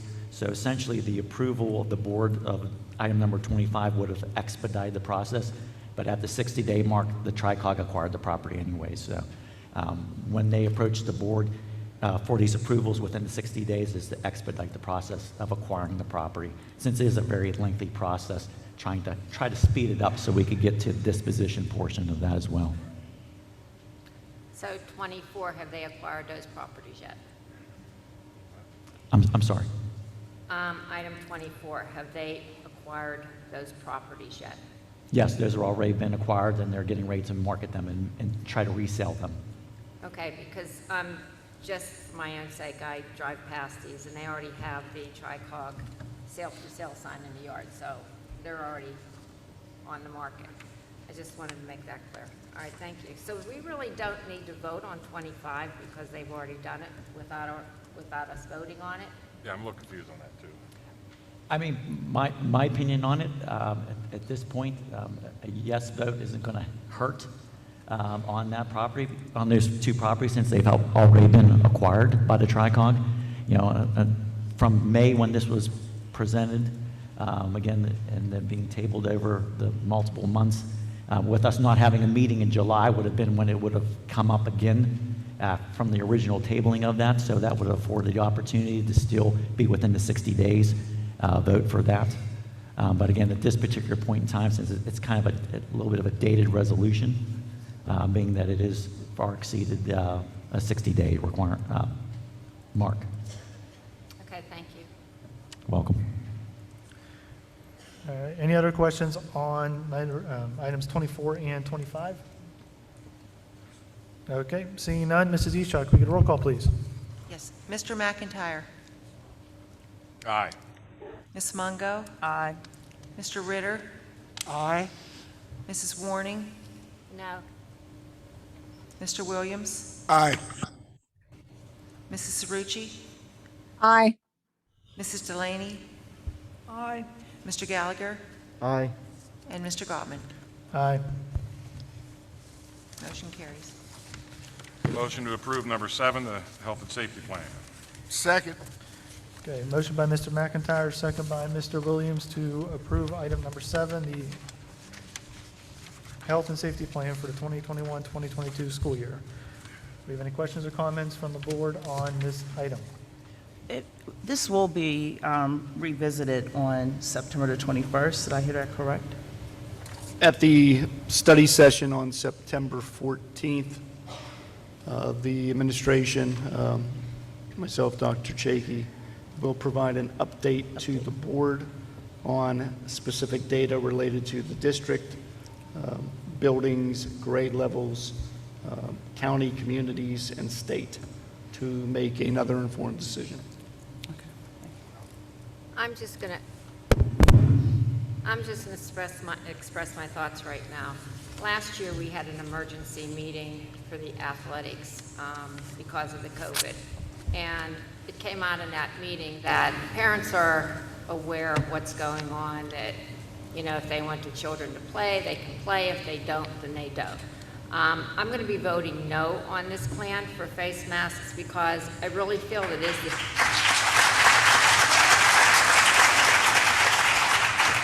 it's the parents' choice. They know what the children are going to be faced with, and I'm putting it back in the hands of the parents. It's their children, and they should have the say-so.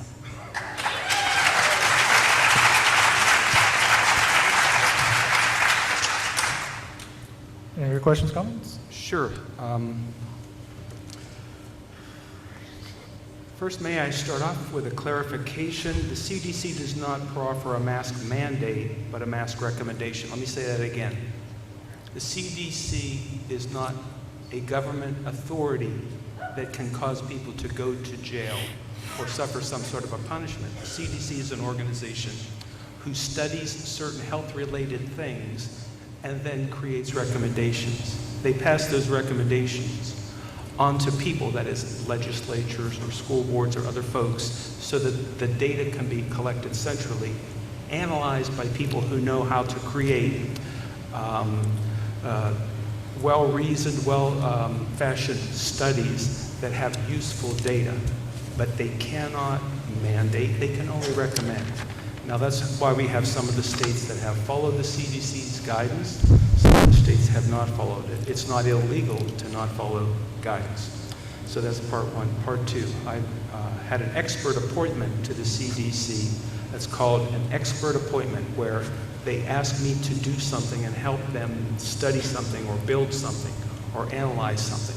So I understand how the CDC collects data. I'm one of the healthcare experts that creates interoperable healthcare standards and collects information from a standards-based perspective. So I understand a little bit about the information technology side of things and the informatics side of things. And so when people say, the facts say this, F-A-C-T-S, facts say this, it makes me frustrated to hear almost arrogant sounding statements with respect to the facts. The facts can't say anything themselves. The facts are just raw facts. It's people who interpret facts and then do something intelligent with them. And when people interpret facts, they do from a political or economic or social or cultural perspective. Each person brings a lens or a set of needs to it in order to use those facts that are collected. So to say, the facts say that we must wear masks is irrational, as irrational as saying the facts say we must not wear masks. That's not the way these facts work. So our school board here gets to take a look at the recommendations and the facts and the changing our culture here and the changing nature of the COVID, and then make our best decision. And then we're going to get hammered by two sides, the left side and the right side. So the poor school board can't win. So when we see that, we do the best we can. And that's why you elected us. You elected us to do the best we can. So we find ourselves in this situation right now. We're about to make some sort of a vote. I'm going to vote nay, because at least 40% of the people say masking should be optional. I am not moved by your applause. I am moved by what I believe to be right or wrong. So you can try to applaud or boo, but I won't be moved by that. I've made up my mind to follow the critical analysis that I have and offer that to the rest of the board. And we're going to come down with some sort of 5-4 or 6-3 vote, and that's okay. And then we're going to move on. And we might have to change that again next month, and that's okay too. That puts the parents in a very difficult situation, because you might have to adjust in a month or 2 months or 3 months. So this is a no-win situation. It's a good opportunity, isn't it, for us to work together rather than for us to be at each other's throats. It doesn't show the kids a good example if we live in fear and don't defer to one another. So let's try to be kind, do the best we can, and see what comes of it, okay? So I'm going to vote nay, because I'm not convinced that masking for children results in its intended goal. Okay. Thank you, Mr. Ritter. Mr. Gottman, may I speak? Yes. First, I want to say to everybody that spoke, that was very impressive. I'm sorry that I'm not there in person. I'm having some cold symptoms, and I can do what's very easy to do. If you're sick, stay home. So forgive me for not being there. Thank you to all of you who spoke. I think you made excellent arguments, and I too will be voting no on the health and safety plan because parents have a right to choose what's best for their children. That's all I have to say.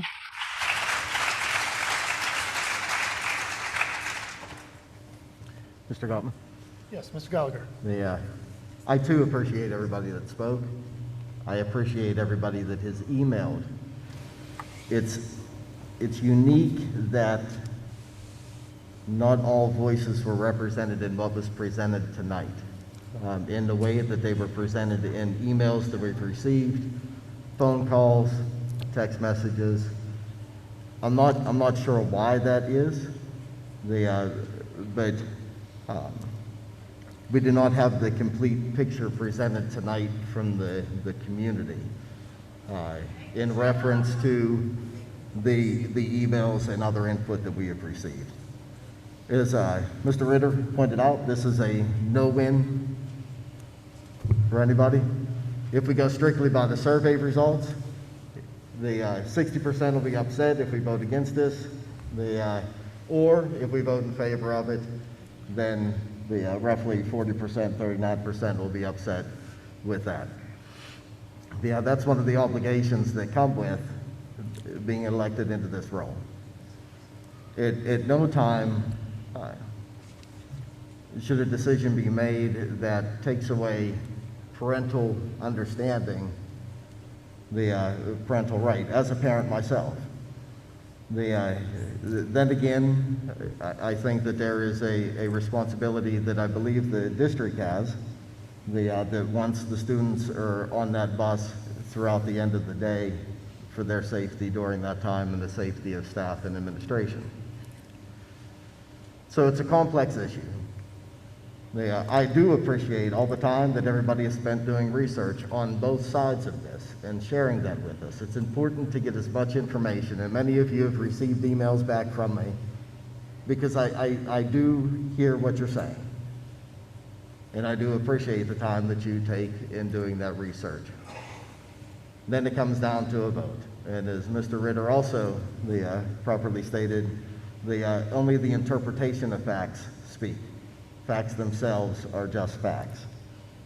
So then we have to weigh upon our intuition, our understanding, our research, and the input from the community as we make these decisions. And sometimes they're not popular decisions. But we as a board, no matter which way this vote goes, and I know the administration would agree with this, that whatever the plan is, we will do our best to make sure that it works the best possible for the health and safety of our students and the community. So I appreciate everything everybody has said, and I also hope that you can appreciate the difficulty that there is in making decisions such as this. Thank you, Mr. Governor. Thank you, Mr. Gallagher. Mr. Williams? I too agree with Scott, what he said. It's a hot topic, and we have hot topics every now and then that come up. And on this board, we're not going to agree and go with what we feel is best. And I feel it's best for the parents to make the choice, and that's just my simple thing on this topic. And I too would like to thank everybody who called, emails, and we got a lot of them, and it's good. And I'm glad everybody showed up here tonight too, because we like to hear from the public. It's a shame that we voted on a $45 million renovation and nobody showed up. We voted to raise taxes and nobody showed up. On a hot topic like this, though, people show up because this really affects the kids. And that's my number one goal when I ran for the school board, is for the kids. And I know there's been some rough things said on social media. I myself am not on Facebook or Twitter, any of that stuff. And I wish that the board could put that aside and get back to being school board members and do what's best for the children in Monroeville and Pittsburgh.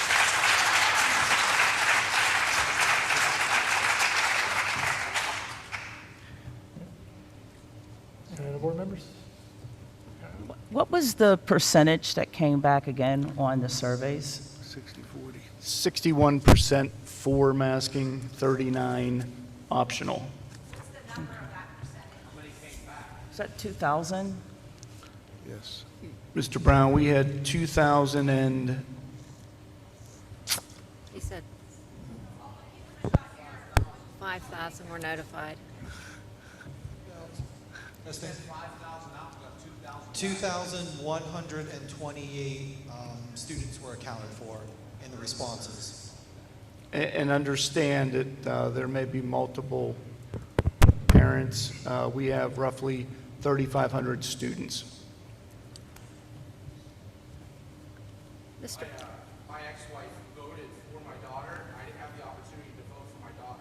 She said the only reason she voted for the masks was because she's afraid that the kids are going to not have in-person school again. And that's the only way that they, most of the people that voted for the mask are afraid that kids won't be allowed back in school for in-person learning anymore if they don't have the mask. That's how afraid everyone is. So, you know, that shouldn't be the deciding factor. So on behalf of the, We shouldn't have dialogue. on behalf, All right, Mr. Ritter.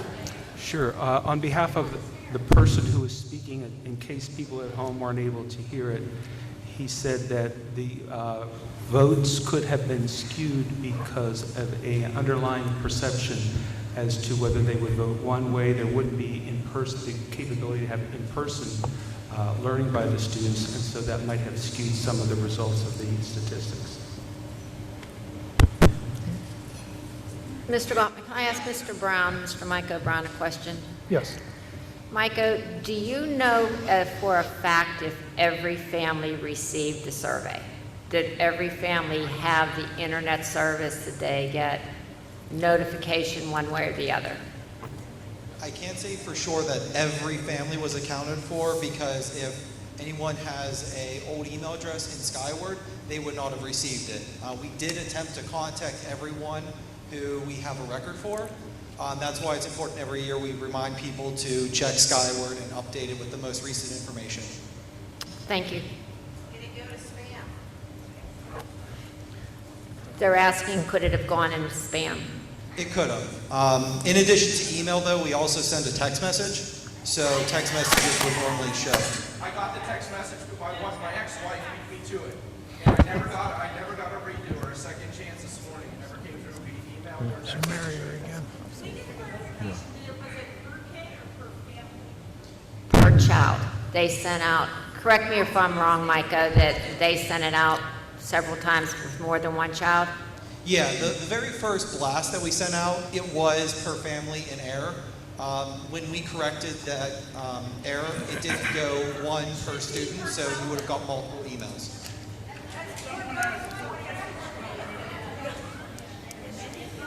Yeah, that's not right.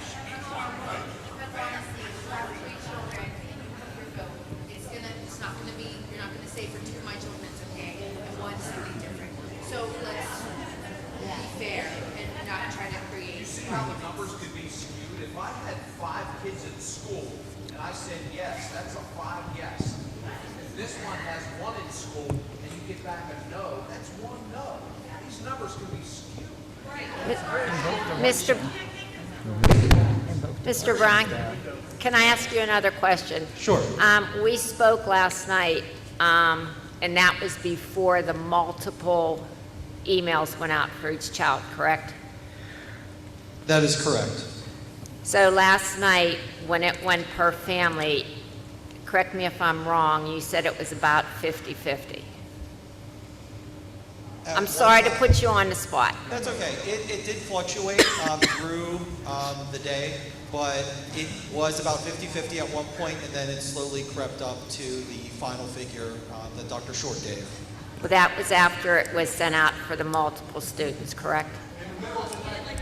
It went more extreme today, but even yesterday, as the results were coming in, it was still starting to skew. Thank you. Any other board members? Any comments on this item?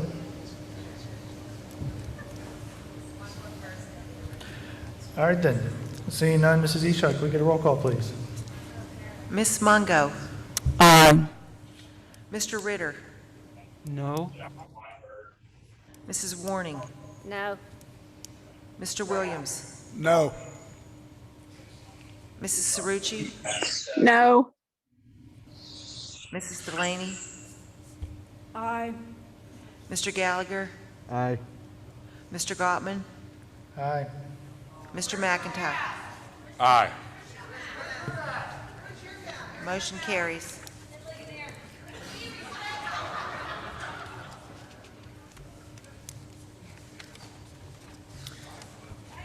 All right, we are now going to move on to Section G, resolutions presented by board members. We have one, Mr. Gallagher. Yes, I'll speak to the 30-day public display of the social media policy, and then I'll yield over to Mr. Dice to explain some of this process. Whenever a policy is presented, it is to be put on public display for 30 days to get public input on that. And Ms. Boyce was very direct in the midst of this discussion. That's the type of input we need back so that we can perfect policies and make the necessary adjustments along the way. So this was presented to begin that process, and also to allow the community to know that we've heard you and we're trying to respond to those so that we have something in place. Mr. Dice? Yes, Cheryl, if you could, get Dr. Short and myself the draft that you have that Okay, can you get us that link? And, okay, we'll get it to Dr. Short. If you forward it, yes, that will work. And realistically, this is a work in progress. You know, this came up late last week. There are other drafts of this type of policy out there. John's indicated that he's seen one from PSBA. I have one from Pottstown as well. So what we'll do is we'll get them all to you, and then we can decide what seems to work best for Gateway. Mr. Gottman? Yes. Is it you done? Yes, I'm done. Yeah. All right. I had two resolutions that I wanted presented, but they were not put on the agenda. So I am going to present these resolutions myself. Maybe some hearing it for the first time. But this is resolved that the Gateway Board of School Directors approve and authorizes as appropriate to follow items 1 and 2 as listed in Section G at the regular board meeting of Tuesday, August 17th. The resolution of the Gateway School District establishing a policy creating the position of Equality Director. Whereas the Board of Directors of Gateway School District approved a resolution creating the position of Equity Director on May 19, 2021, and whereas there has been substantial public debate concerning the establishment of an Equity Director, and whereas the general election of 2021 will bring new members to the Board of Directors, and whereas the Board of Directors deems it in its best interest to stay any further action concerning the position of Equity Director. Therefore, it be resolved and enacted this day of whatever 2021 as follows. Section 1, the Gateway School District hereby stays any further action concerning the Equity Director until after the general election held this fall, 2021. All resolutions or parts of resolutions which are inconsistent herewith are hereby repealed.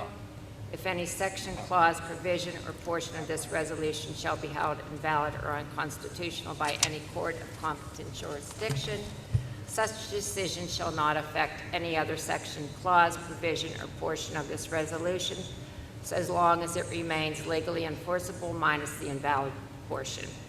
Section 4, all resolutions or parts of this resolution which are inconsistent herewith are hereby repealed. If any section, clause, provision, or portion of this resolution shall be held invalid or unconstitutional by any court of competent jurisdiction, such decision shall not affect any other section, clause, provision, or portion of this resolution so long as it remains legally enforceable minus the invalid portion. I second that. Oh, hold on. Is that a motion? I wanted to put it on, but it was not put on. because one of the board members felt it should not have been put on. I feel personally that Point of order. Are we on an action item right now or a discussion item? Would you like to have this on the agenda for September, Mrs. Warning? Hold on. I would have liked to have it on for this evening so we could discuss it. So we would need to have a motion to put on the agenda, which, with this being tonight, we would need a supermajority followed by. Wait a minute, Mr. Dice, why is it that board members can't make resolutions? Since when do board members need permission from anyone to make a motion?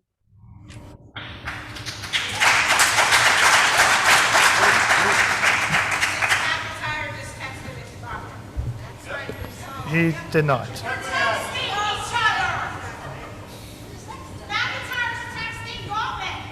Mrs. Warning, you want to put this on for this evening? I wanted to, yes. Okay then, so if we're going to put this on for this evening, we are going to need a motion followed by a second, followed by a supermajority as it is being put on this evening. Mr. Gottman, here's the problem. If it would have been on the agenda, I wouldn't have needed a supermajority vote. Mr. Gottman, is it true that you said that you don't want it on the agenda because we don't need it? As president, I get to set the agenda, and right now, the equity director has not been on it was not on the August agenda, it was not even going to be on this agenda. So I would like there's- our attorney to weigh in on this. I do not believe the board president has the authority to keep any board members from ever making a resolution. The board president has the ability to set the agenda. I would like our attorney to weigh in on this. Well, it's very clear that both the superintendent and the president of the board make up the weekly agenda. However, it seems that in the past, I know that there have been times when board members have presented resolutions to be put on the agenda, and you've acted on them. I think that's what's going on right now. Valerie is asking to put it on the agenda. I think the proper procedure at this point is to vote on that as to whether or not she can have it on the agenda for tonight. If not, she certainly is welcome to bring it. It'll be on the agenda next month because she's presented it. So one way or the other, you're going to be faced with this either tonight or next month. In my opinion, this is another attempt at certain board members to censor things they do not agree with.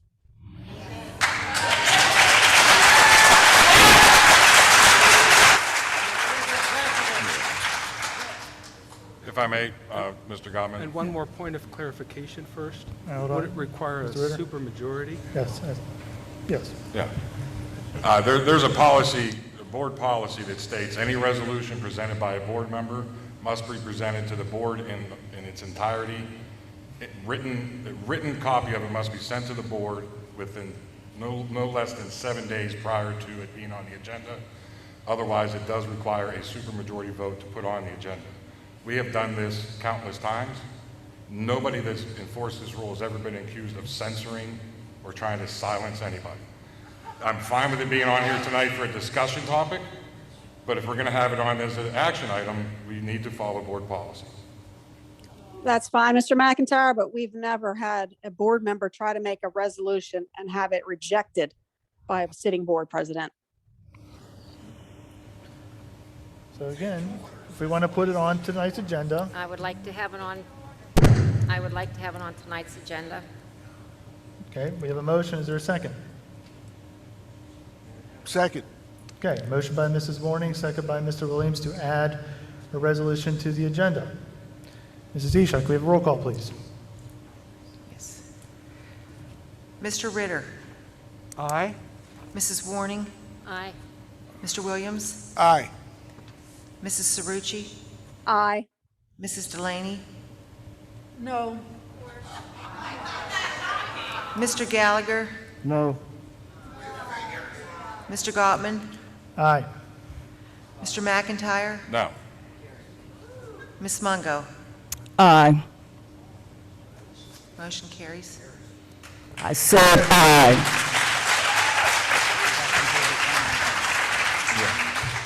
Now that it is on the agenda, we will need another vote or motion to make this the action item. Would it be acceptable to have this motion read, since I don't even have anything to read? Do you have any, May I? do you have any copies Just of it pay for attention. us? And maybe if you weren't yelling, you could hear me. We're asking for a copy we're asking for a copy so we can read it. I read it already. Mr. Dice, do I need to read this again? I don't know that you have to, do you want her to reread it again? No, I'd like to look at it. What it, Oh, we should pass it, then we get to read it? Mr. McIntyre, that's not what I'm saying. Mr. Dice, I think what the resolution says is that she's requesting a stay of any further action on the equity director until after the general election held in November. I think that summarizes what the resolution says.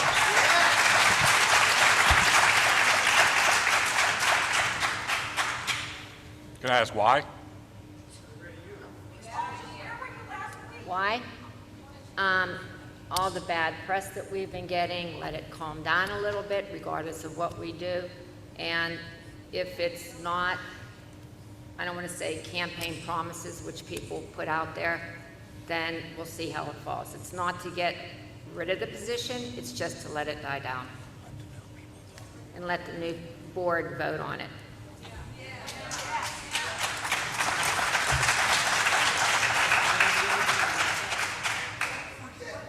Mr. Gottman, may I have the floor, please?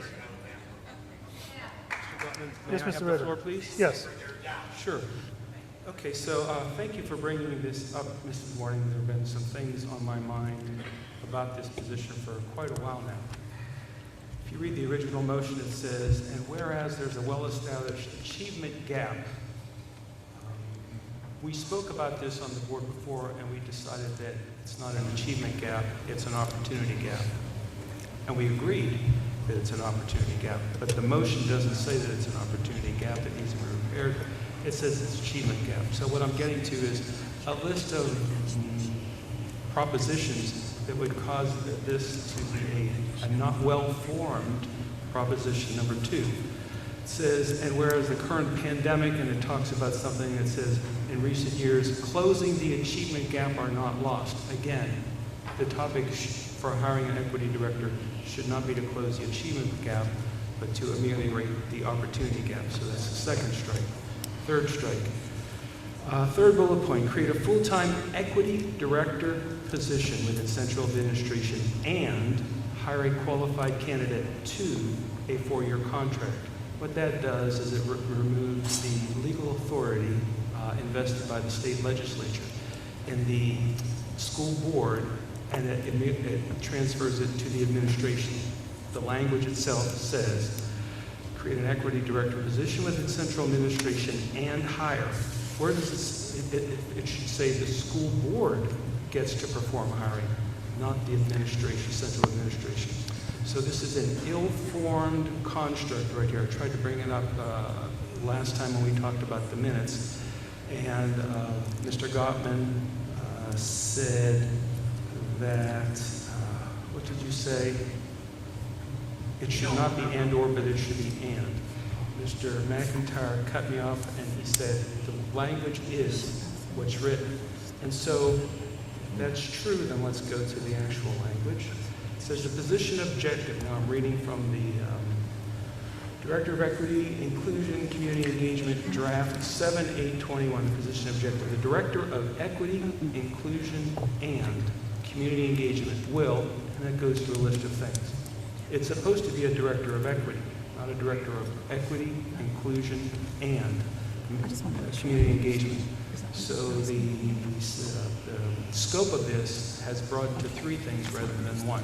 So for that, and for a couple other reasons that I won't get into because I'm tired, you're tired, but I would favor Val's slowing down of this process so that we can find out what are the good points and bad points about hiring someone that could cover well all 3, equity, inclusion, diversity, community engagement, social welfare, other things that really need to be done to help close the opportunity gap. And so that's why I would be in favor of putting the brakes on this and doing a better job, making it a well-formed, a not well-formed proposition, so that when John tries to vote on it, he can make a vote that makes sense, at least to him.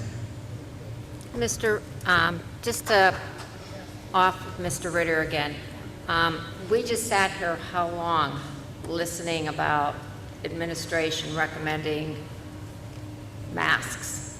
All right, when this position came up, administration was against this position.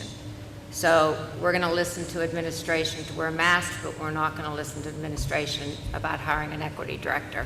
So That's right.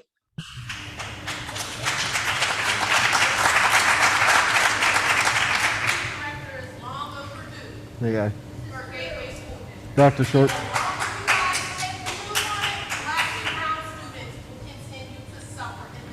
I'm not saying to put it, I'm saying to wait till the new board comes in for it to be done. Mr. Gottman. Mr. Gottman. Yes, Mr. Gallagher. Is this on? Dr. Short, I hate to put you on the spot. Has the administration been put on any time constraint or timeline that they must hire somebody by a particular date? We have not received truly any information from the board. We're operating as we typically do, ensuring that we have the teachers in place for opening day. That has been clearly our priority, even as of today. In my office at 8 o'clock in the morning, we're interviewing candidates. We have also collected all of the applicants who have applied for the equity director position. We are currently going through all those applications, ensuring that every candidate has met the requirements that we were looking for in order to stage the interviews. That is where we're at in the process. We also updated the board. We do so regularly through the board reports, and we are prepared. At this point, again, we're trying to ensure that we have staff in place. Families, parents are continuing to enroll their children, even with 6-7 days before the start of school. And that creates issues with staffing class sizes that we're trying to juggle. And always we're trying to ensure that we have class size that is acceptable for education to take place with our students. And that's where we're currently at.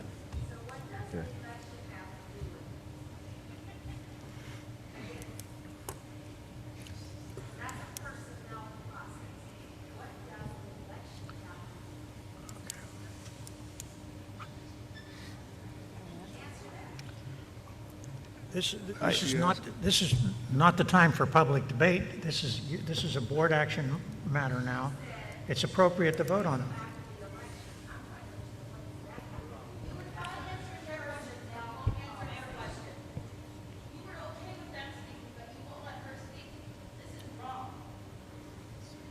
I think the question, Mrs. Warren, is why bring the election into this at all? As we sit here right now, we are excuse me, I did not interrupt a single one of you. Nobody is shouting over any of y'all. This is how this board operates. Please show a little bit of respect and let us have our dialogue.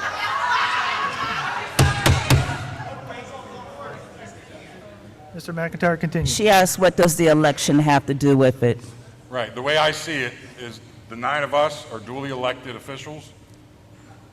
We are allowed to make the votes as we see fit. When this resolution came up to start the process to hire a full-time equity director, it was brought up in a study session, it was discussed in several meetings, and then came to a vote at a following meeting. We were completely transparent through the entire process. We had several opportunities to debate this resolution. It passed. We move on. You know, this idea that you can just wipe out the votes and say, wait for the next election, I've never heard anything like that happening before in a school board. You're trying to erase the votes of 5 board members here who voted in favor of a full-time equity director. Now, as this process continues, Dr. Short, Dr. Chakey, and Dr. Rossi, along with Mrs. Crump, are going to go through the process diligently and present a highly qualified candidate to the board for approval.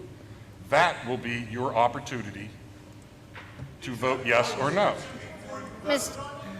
Can I interrupt real? I don't like to put anybody on the spot, but, you know, this backdoor stuff has really gotten to me with everything that's been going on.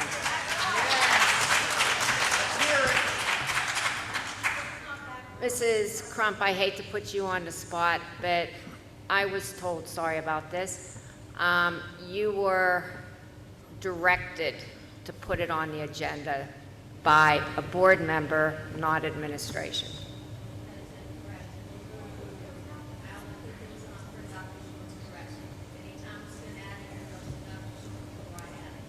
All right, thank you.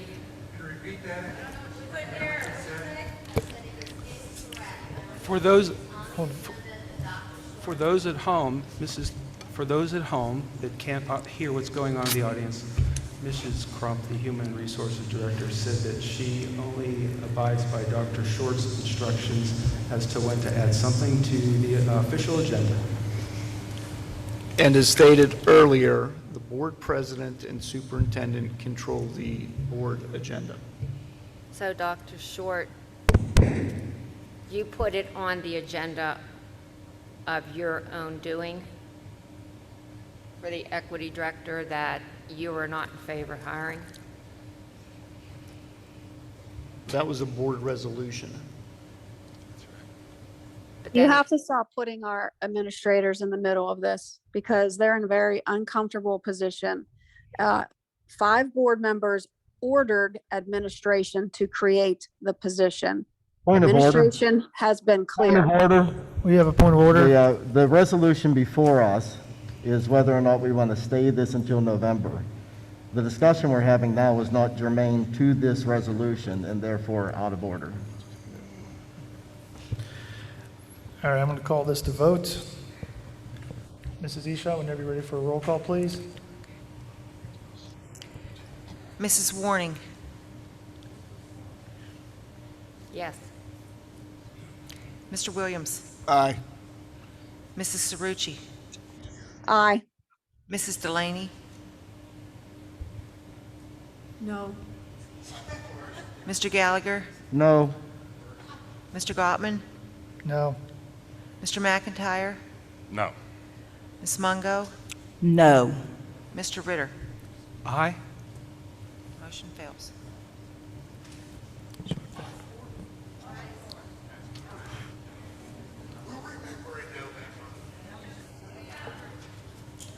Mrs. Warning, do you have another resolution this evening? Yes, I do. I just wanted to make sure. I also wanted this one on the agenda, but it was not put on. It's resolution of the Gateway School District expressing the Board of Directors' disdain for critical race theory in any curriculum in the Gateway School District. Whereas there has been controversy and argument over the implementation and or support of the critical race theory in the Gateway School District. Whereas the superintendent has consistently stated that critical race theory is not part of the Gateway School District curriculum. Therefore, it be resolved and enacted this day as follows. The Board of Directors hereby supports the superintendent and declares that critical race theory will not be part of any curriculum at the Gateway School District. All resolutions or parts of resolution which are inconsistent herewith are hereby repealed. If any section, clause, provision, or portion of this resolution shall be held invalid or unconstitutional by any court of competent jurisdiction, such decision shall not affect any other section, clause, provision, or portion of this resolution so long as it remains legally enforceable minus the invalid portion. All resolutions or parts of this resolution which are inconsistent herewith are hereby repealed. If any section, clause, provision, or portion of this resolution shall be held invalid or unconstitutional by any court of competence jurisdiction, shall Such decision shall not affect any other section, clause, provision, or portion of this resolution so long as it remains legally enforceable minus the invalid portion. In other words, what all this is saying is Dr. Short has said repeatedly, this is not part of the Gateway curriculum. I just want it in policy that it is not part of the curriculum.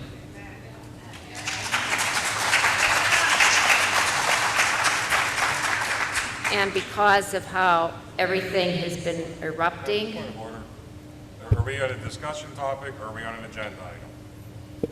well, I wanted to be placed on an agenda. Yeah, I believe she's Motion making, added to the agenda. He's making a resolution. Yes, we have to vote to put it on the agenda. We just went through this. I make a motion, we put it on the agenda. Second. Okay, we have a motion by Mr. Gallagher, second by Mr. McIntyre to put this item on the agenda. roll call. Can we have a roll call, please? Mr. Williams? Aye. Mrs. Cerrucci? Aye. Mrs. Delaney? No. Mr. Gallagher? Aye. Mr. Gottman? Aye. Mr. McIntyre? Oh, aye. This is going to be fun. Ms. Mungo? Aye. Mr. Ritter? John. I'm sorry. Aye. And Mrs. Warning? Aye. Motion carries. Okay, Motion to approve. we have a motion to approve. Second. Second by, all right, motion by Mr. McIntyre, second by Mrs. Cerrucci to approve Mr. Warning's second resolution. Now, questions or comments from the board? Yeah, I have a question. This is really, Yes, Mr. Ritter. really confusing because we're conflating. John? I know, slow down, girl. He's not talking. I'm not talking, I'm trying to breathe. The reason I'm confused right now is there's often a conflating between the term CRT and the underlying tenets that are attached to it. And so I'm not understanding how this motion is going to address the heart of the matter, which is the part that I want to get to, and not the red herring, which is the CRT tenet. So help me out with that. I think maybe to articulate that, Val, I think I know where John's at, and correct me if I'm wrong, John. Sure. Critical race theory by definition is one thing. There are subsets of critical race theory and byproducts of critical race theory. How wide-reaching is this resolution? Would it include things like culturally responsive pedagogy? Because that is a byproduct of CRT. Are we banning culturally responsive pedagogy by implementing this policy? Now, Mr. McIntyre, Mr. Dice and I discussed this. I'm going to say Dr. Chakey, what we have in place right now has been meeting all the needs from teachers and all the other implementations that we've had. Have they received enough information that we have to, that's why I'm saying that bring in the critical race theory. I don't fully May I understand speak? the question. Mary Beth, what were you saying? I think that Val's motion is a great way to affirm everything I heard our school board say last week when we had this discussion. I heard last week that critical race theory is not part of Gateway School District. It is not in our curriculum. It is a college level class and many other things. So now is a simple way, this should be a unanimous vote because everybody last week affirmed that critical race theory is not part of Gateway curriculum. And all Mrs. Warning is asking you to do is to put this issue to rest, give the public a sense of peace about it, and state it with a resolution that we all agree that critical race theory is not part of our curriculum. Don't make it complicated. She didn't say culturally responsive practices. She said critical race theory. Mr. Gottman, can I call for the question, please? That means you have to vote. All right, yes. I can't hear what's going on. What's Mrs. happening? Warning's calling the vote to question. Call the question? Yeah. What, really? Thank you. We're not going to discuss this any further. I still have more questions. I don't even know what I don't I understand. called for the question. What exactly are we banning? There's 10 different Critical race theory. Rick, I thought you knew what critical race theory was. Mrs. Cerrucci, I think I'm asking a question. I'm trying to answer it for you. Which definition of critical race theory are we currently talking about? In other words, what is it that Mr. you don't Gottman, want to are see we taught going in to the vote class? on this? We did not allow any of our board members to speak before to call the question. I think that's an excellent question. Mrs. Warning? It's not my resolution. It's not my resolution. I'm asking That's the funny question. how last week your opinion was different, Mr. McIntyre. All right, I have a suggestion to amend the resolution. Mr. Jakey, is it safe to say that pole dancing is not part of our third grade curriculum?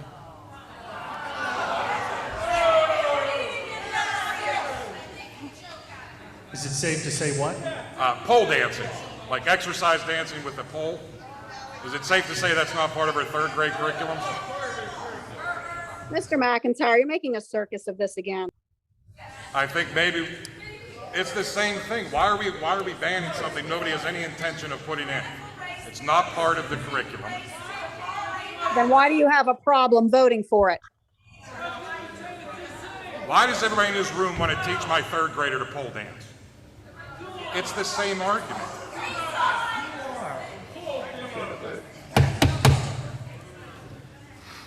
We are going to move this to vote. So, Mrs. Isha, whenever you're ready.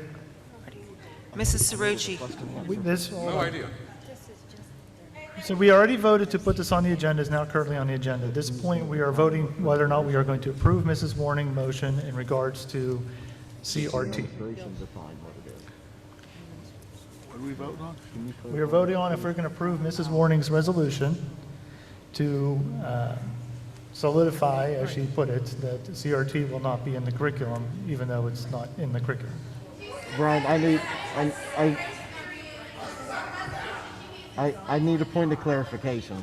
Bruce, can I ask for a point of clarification? Sure. The point of clarification I have is in this. You know, this is my mask, my body. I keep it on.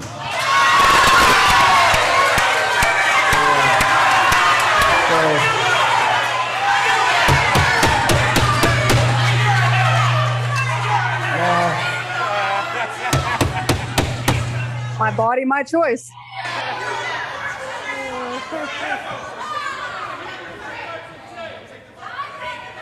Mr. Gallagher, can you please continue? I'm gonna wait till the class settles down, then I'll ask. My point of clarification is who is making the judgment on what CRT is? As the resolution, I'm not asking you, I am asking the author of the resolution, please. I respect everything that you say. I listen to you. Sit back a moment and let me ask a question. This is just obscene. Since there is no CRT curriculum for K-12, will it be the administration's judgment if something looks to be, or is it the judgment of this board or the judgment of the community? Dr. Short, could I refer that to you, please? Hearing the motion as it was read by Mrs. Warning, it would entail the administration, ultimately my office, with consultation from, of course, central administration. We do have a curriculum coordinator built into one of our assistant superintendent roles to enforce this policy if it is in fact voted in. So it would be at my judgment. And just to add to that, I think Dr. Short has made it clear on more than one occasion that critical race theory is not part of the academy of Gateway. And I think this resolution is doing nothing more than echoing his words. It's not getting into the details of what might be and what might not be considered under critical race theory. Rather, that's something that the administration would take up as the situation presents itself. Right now, it's And not for public I'm comment. happy to offer a definition if you would like one. Sir, this is not the time for public comment.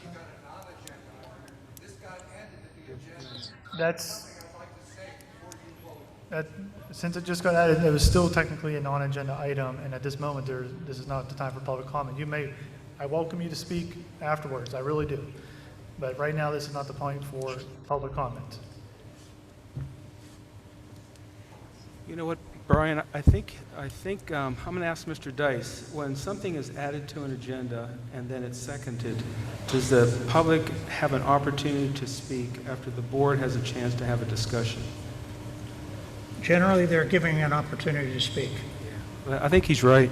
However, in this situation, you proceeded without doing that. I think, in deference to everybody, why not give him the opportunity to speak now? We're only wasting time having to do it again at the end. So my suggestion would be let the man speak. Thank you.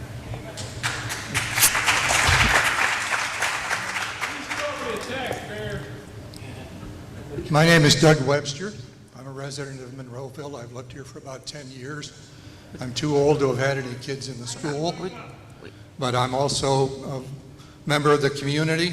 I volunteer with the library. I'm the treasurer of the Friends of the Monroeville Library Board, and I volunteer in the Westmoreland Heritage Trail, among other things.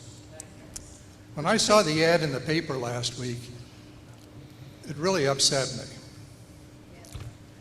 And I began thinking, and I suddenly thought of something that many of you in this audience are probably too young to remember. And it's a Rod Serling Twilight Zone show that was aired back in the 50s, and it was called Monsters Are Due on Maple Street. In this episode, people in a small town suddenly one night hear a bang and a big flash of light, and they go outside to see what's happened.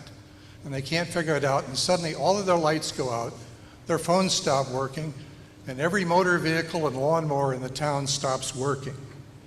And they're trying to figure out what caused it. And they're looking around, and they want to send people downtown, and a kid speaks up, and he said, I saw this story in a comic book.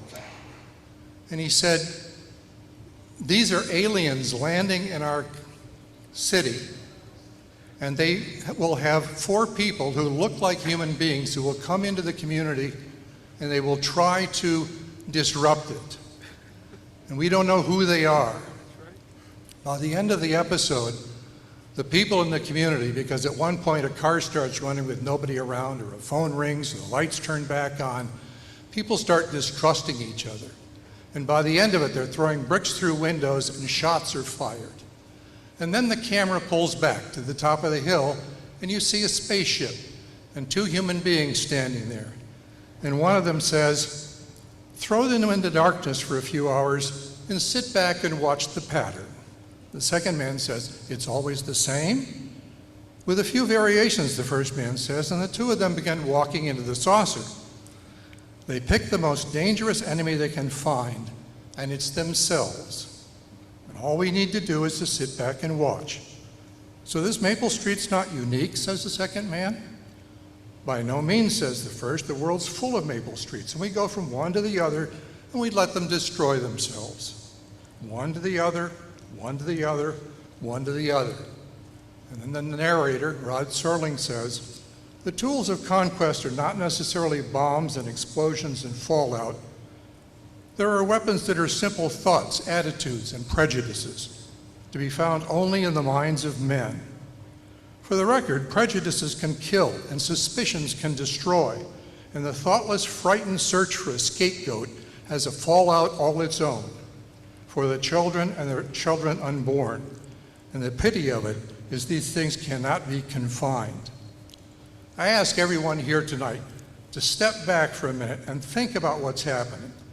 Suddenly you see an ad in your local paper saying you must come to the next Board of Ed meeting immediately to stop something called critical race theory, which you've never heard about until the last few weeks.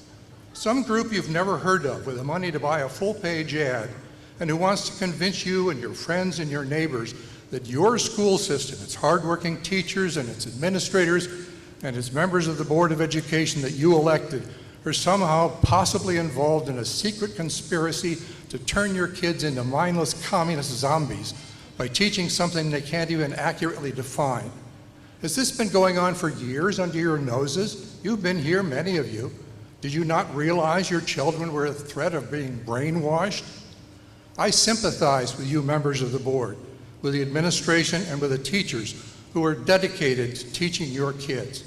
I served on the Board of Education in Connecticut, and I can tell you it isn't an easy job, and is not one that wins you much in the way of praise, and it's certainly not one that makes you rich. And I believe all of you are probably wearing asbestos underwear tonight. I would close with this. If the people who suddenly ginned up this claimed conspiracy believe it's real, they should bring their claims, complete with actual evidence, to the school's curriculum committee. Curriculum changes don't happen overnight, and in fact, they're pretty glacial. What gets taught is gone over and over and over, and what is selected also depends a great deal on the textbooks that would be purchased to accompany the class. To believe that the nation's textbook publishers are standing idly by, happy to help brainwash kids, is ludicrous. In fact, the process of publishing these books is a great homogenizer. Publishers want to sell as many books as possible. They're not going to sell a lot of books if they're full of stuff that people believe is communist conspiracies or causes to subvert children. Without facts, without innuendo and fears and suspicions, we need facts. So if you believe in CRT, convince the curriculum committee, convince the administration, convince the teachers, and most of all, convince the community, not with innuendo and fears and suspicions, but with facts, because without facts, our democracy will continue to be gutted, kneecapped, and destroyed from within. For the record, prejudices can kill, suspicions can destroy, and the thoughtless, frightened search for a scapegoat has a fallout of its own. Thank you. Would you please sign your name?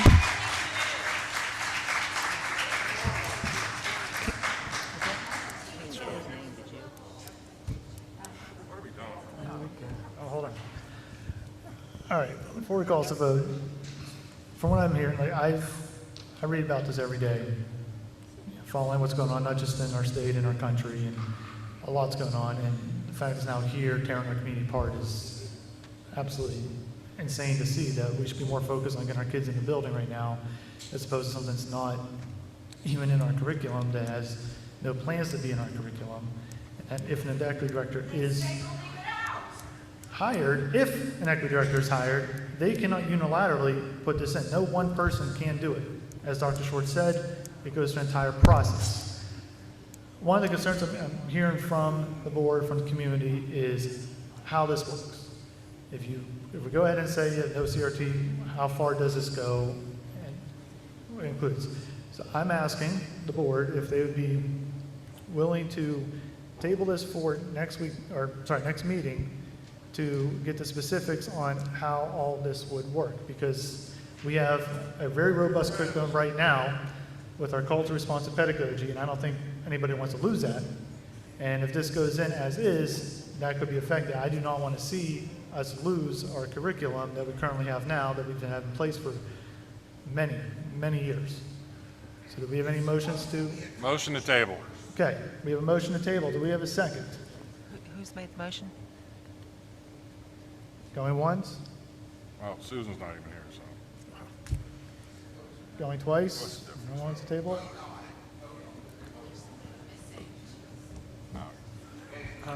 No, Brian, I don't think we need a motion to table it. I think since critical race theory is already not in the curriculum then this just solidifies the fact that we're not going to attempt to add it and it's not already there, that's all.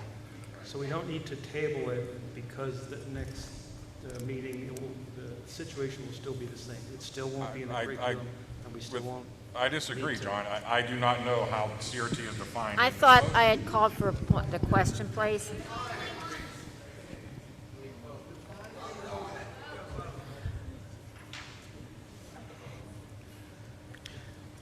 Do you want to delay? Mrs. Delaney had to step out and go to the ladies' room. Do you want to just delay for a I second? would like to delay for a little bit so we can have all 9 board members here to vote. All right, stand up and stretch for 2 minutes. Everybody up? You gotta be kidding me. We have a motion on the floor in a second. I mean, you have to do something. Mrs. Delaney is back. So, You're the best, dude. I did that in Brazil once. Everybody laughed. You're the best. all right, Mrs. Isha, can we please have a roll call on Mrs. Warning's second motion? Yes. Mrs. Cerrucci. Banning CRT as loosely defined. Mrs. Cerrucci. What?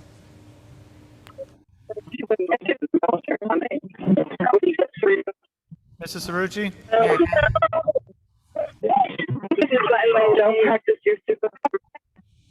Mrs. Cerrucci? Mary Beth. Mrs. Cerrucci. Can we come back to her? Come back to her? Can we come back to her? Okay. Mrs. Delaney. Mr. Gallagher. Aye. Mr. Gottman.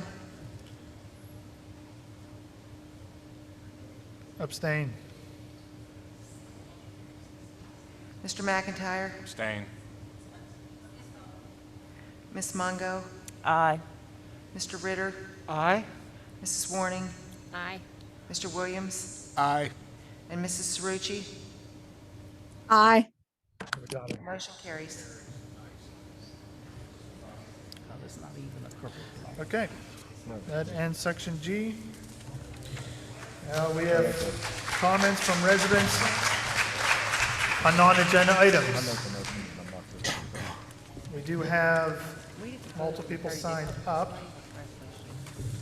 So in light of what we just voted on, if you want to continue to speak, by all means, you are welcome to. First up, we have Mr. Ray Firth.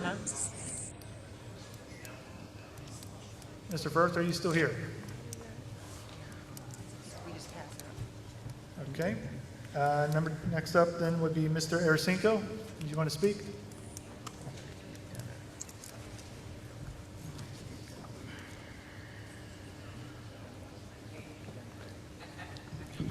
Hi, I'm Greg Arasinko, and again, I do live in Monroeville.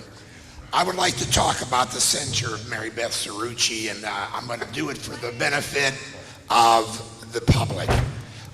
Unless you've been in a political arena, you may not know what censoring means. It means if one of the colleagues on an elected board crosses a line, they censure them. In other words, ask them to stop that. What happened to Mrs. Cerrucci was nothing but pure politics. It had nothing to do, she did nothing wrong, she expressed, and I'm going to get into the reason why I say that. Let's just talk about how we should act as elected officials. Mr. McIntyre, when asked a question, came up about Mr. Gottman's residency. Mr. McIntyre's response was to eat a D blank, blank, blank. Is that appropriate? No, it's not. When Mr. McIntyre and apparently others last week, we were all supposed to be able to meet here in the auditorium. It was then moved over to the LGI room where you couldn't put a lot of people in. They blamed Mrs. Cerrucci saying, well, you knew there was going to be a lot of people. That is not true. Nobody knows, just like tonight, I thought there'd be more people. There's less than last week.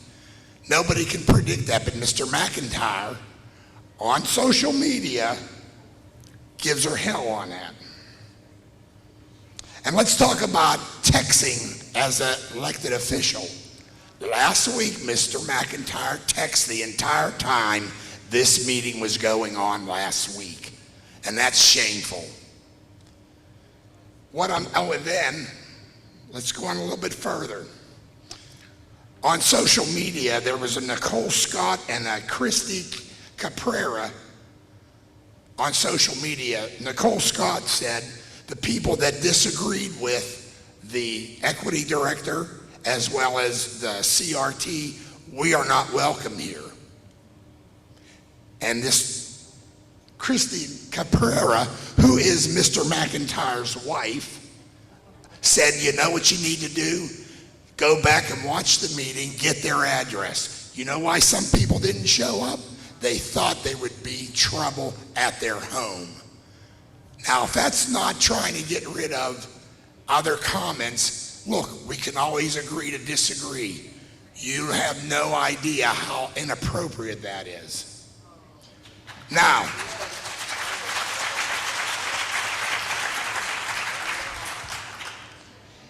and let's go back to the CRT and I'm glad it's gone. But my understanding is that there are still at least a half a dozen teachers that are willing to teach it. My question to the administration and to this board, are you willing to discipline them up to removal if they teach any CRT at all? You don't have to answer it now, but you need to, and we will be watching. Last but not least, Mrs. Delaney, you asked who brought the police. It was my request. There were threats that for people coming here that's going to disagree with the equity director as well as the CRT. And yes, you did ask one of our officers. Well, who asked you to come? It was me. You don't have to go no further. Thank you for your time. Yes, you did. You want me to bring the cop up? I did not ask that. The bottom line is it was me they're requesting. That's why you see two officers here now. My request again. Don't have to look no further.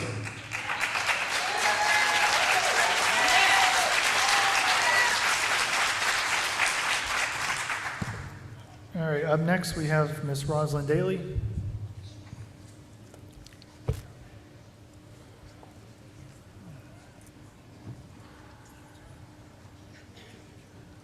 Well, this was,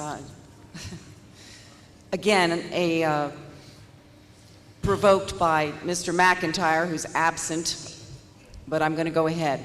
Last week, after repeated public demands that CRT not be taught in our schools, nor a full-time equity director be sought after, Rick McIntyre made the claim that the 3/5 compromise in our Constitution was proof that America was indeed racist. This could not be further from the truth. First, slavery was a fact of life at the times of the writing of the Constitution. Our founders were born and raised in a culture that included slaves.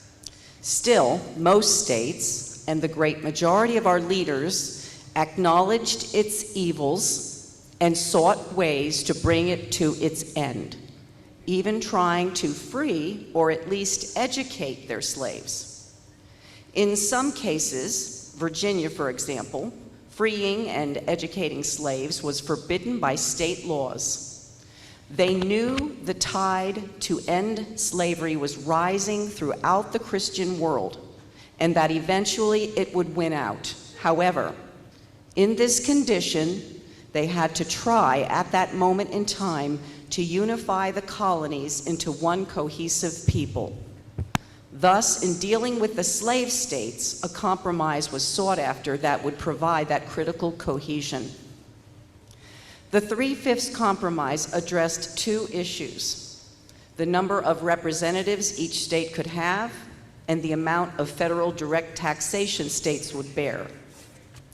The greater the population of a state, the more representatives, hence power, that state would have in Congress. Representation in Congress had to be fair.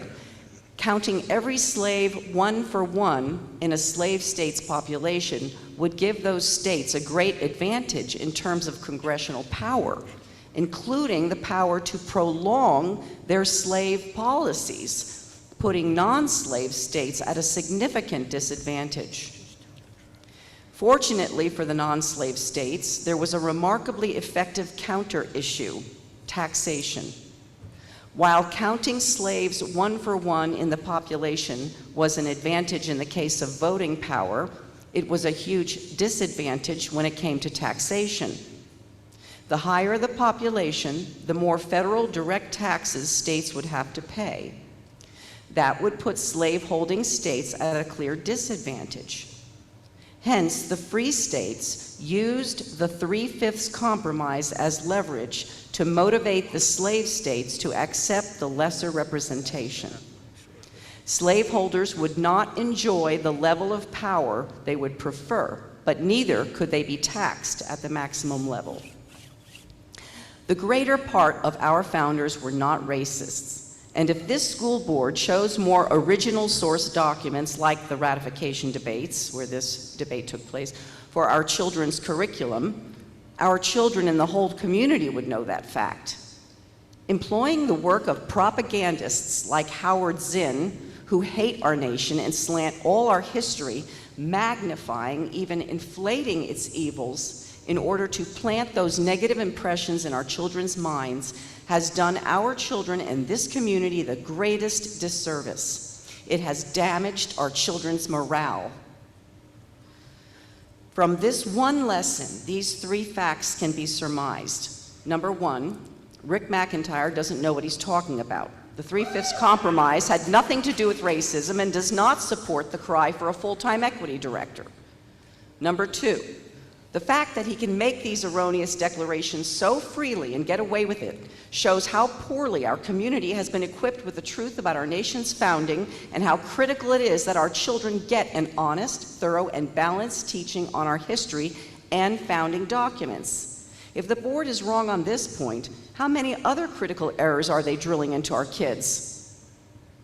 Number 3, Rick McIntyre does not belong on the school board overseeing our children's education, and neither does anyone else who pushes that kind of arrogant ignorance, including books that encourage children to believe that all whites are racist, Mrs. Delaney.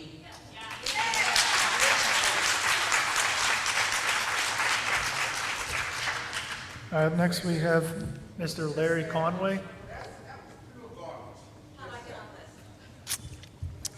You have to wait till everyone is signed up in advance, and then he'll ask if there's any other speakers. When he calls for additional speakers. Okay. First of all, my name is Alice Williams. I'm on Garden City Drive. I just want everybody to know that was critical race theory, if you really wanted to know about it. The worst thing that you can do is try to justify 400 years of slavery. We have, African Americans have been the most patriotic group of people in this country. We continue and continue to try to meet your approval, to work, to live next door to you, to send our kids to better schools.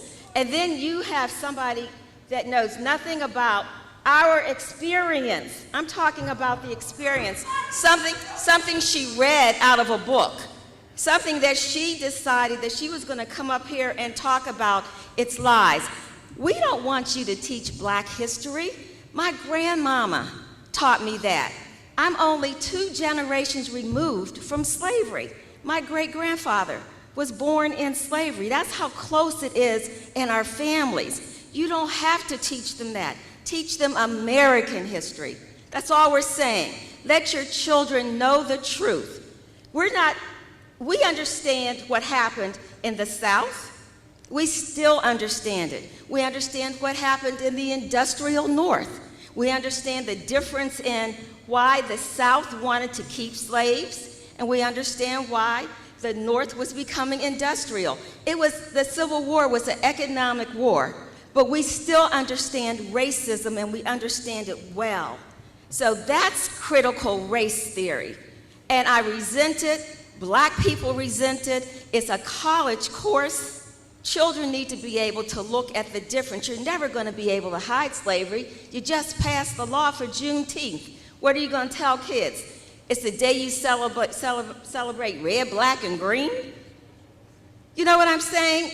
It's still going to talk about slavery. You celebrate Thanksgiving.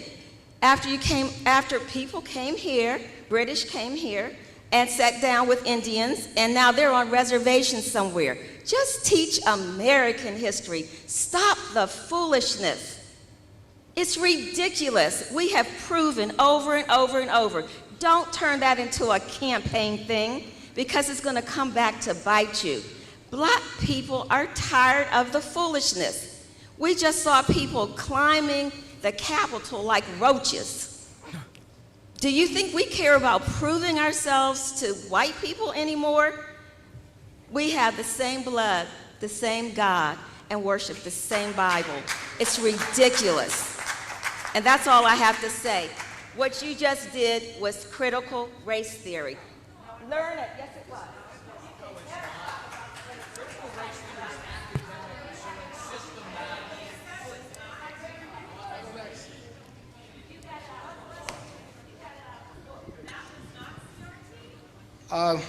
My name is JT Thomas. Excuse me, sir. No, I didn't sign up, no. I can't speak unless sir. Going down a list of those who signed up first to speak. Okay. And then after that, then you're welcome Okay, to speak. Thank you. Okay. Going down the list of those who are signed up to speak first, Mr. Conway, I did see you making your way down. Are you still here?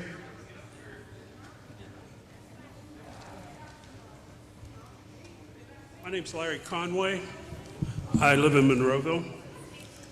I've been a Monroeville resident for about 21 years. It's interesting, tonight's meeting. My first paragraph here was talking about Dr. Short stating that CRT was not part of the Gateway curricula, and I was going to ask the school board if they could make the same promise. I think you almost did tonight. If that is a yes, then there really is no need for a full-time equity director. And as I stated last week, this money should be spent directly on the students to help them recover from a year and a half of being homebound and improve the achievement of children that need help. I wanted to ask Dr. Short if he was aware that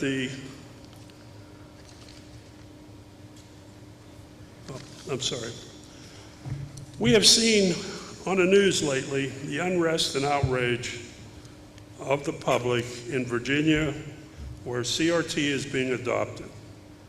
We've seen where a brave teacher resigned rather than indoctrinate students with hateful CRT anti-racist discrimination. I want to ask Dr. Short if he is aware of the NEA and PSEA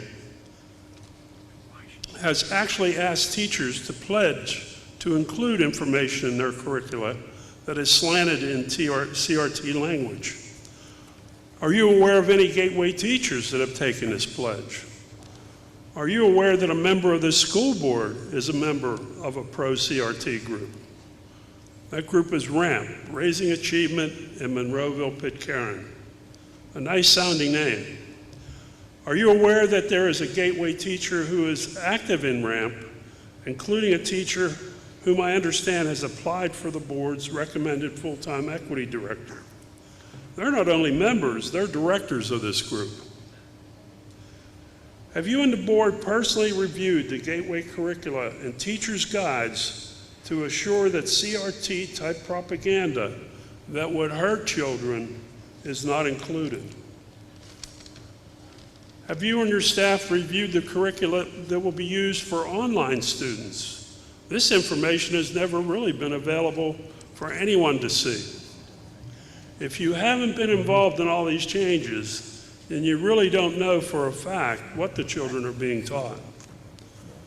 You must make positive steps to ensure a CRT-free curricula is in place and not leave it to the teachers' unions or RAMP. I recommend again, as I did last week, that the school board and administration not act on the recommendations to hire a full-time equity director I'm glad to see that happen tonight. We are still waiting. Well, as a final recommendation, the board, I would ask that you enlist parents to actively review curricula and teachers' guides. This process could start now and continue throughout the school year. Start asking for volunteers, and I'm sure that many residents, parents, people of both races will respond to assure their children are taught according to our community values for the betterment of all students. I thank you for your time. All right, thank you, Mr. Conway. Up next, Ms. Rose Reed, are you still here?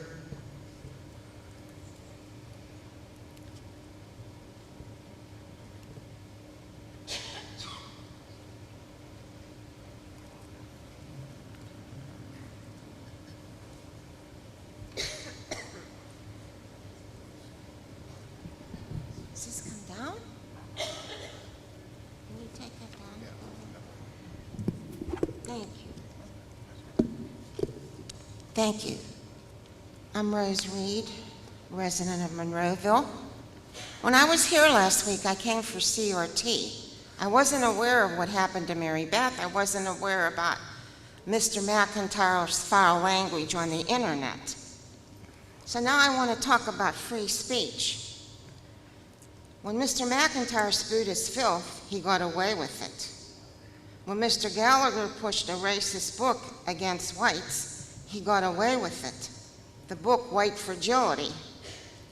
When Mrs. Delaney praised a political Marxist organization that her and Mr. Gallagher both marched in, which I think as members of the school board they should not have, and then Mrs. Delaney came here and praised the group, we all know what it is. It's a Marxist revolutionary organization.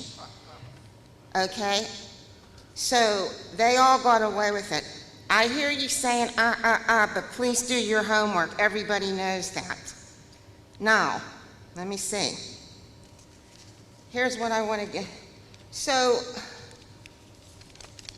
you can go after certain people. Mr. Caleri, how did that all get out? I thought it was between the school board. How did that all get out? Okay?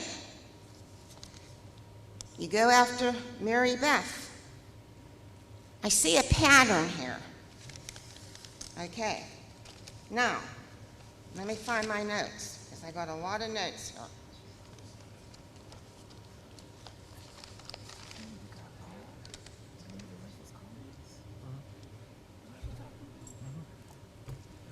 That's not it. Okay. We have, Mrs. Delaney, when you ran, you said more teacher workshops. I don't know what these workshops are all about. And programs that address culture differences and particularly the needs of black students. And you also said on this board, we need more black teachers. I don't have a problem with that, but are you saying that white teachers can't do the job? I don't understand that. We have, what's going on here, this CRT and all this equity stuff, okay, it's a governmental movement, and it's a communist Marxist movement. Do your homework, and they're using people. Just read your books on communism and see who they use. I want all this racist stuff to stop from the school board. I want all this reverse racism to stop because you're causing problems in Monroeville, you're causing problems in this Gateway School District. It needs to stop. And if you had personal agendas when you ran for the school board, you had no business running, okay? Now what I see here is 5 people who are like puppets to Mr. McIntyre. When he's not here anymore, who's going to be your daddy? Okay? Let's stop it. Please, please. I probably forgot some things I wanted to say, but I'll shut up now.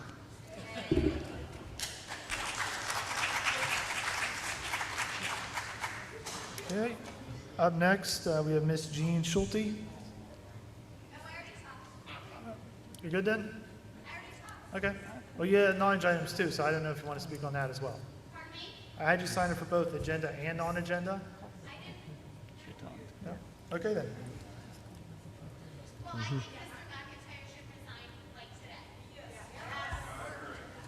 Okay.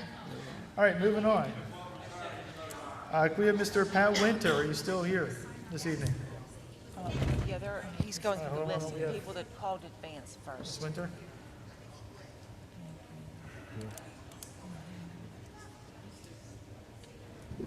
Good evening.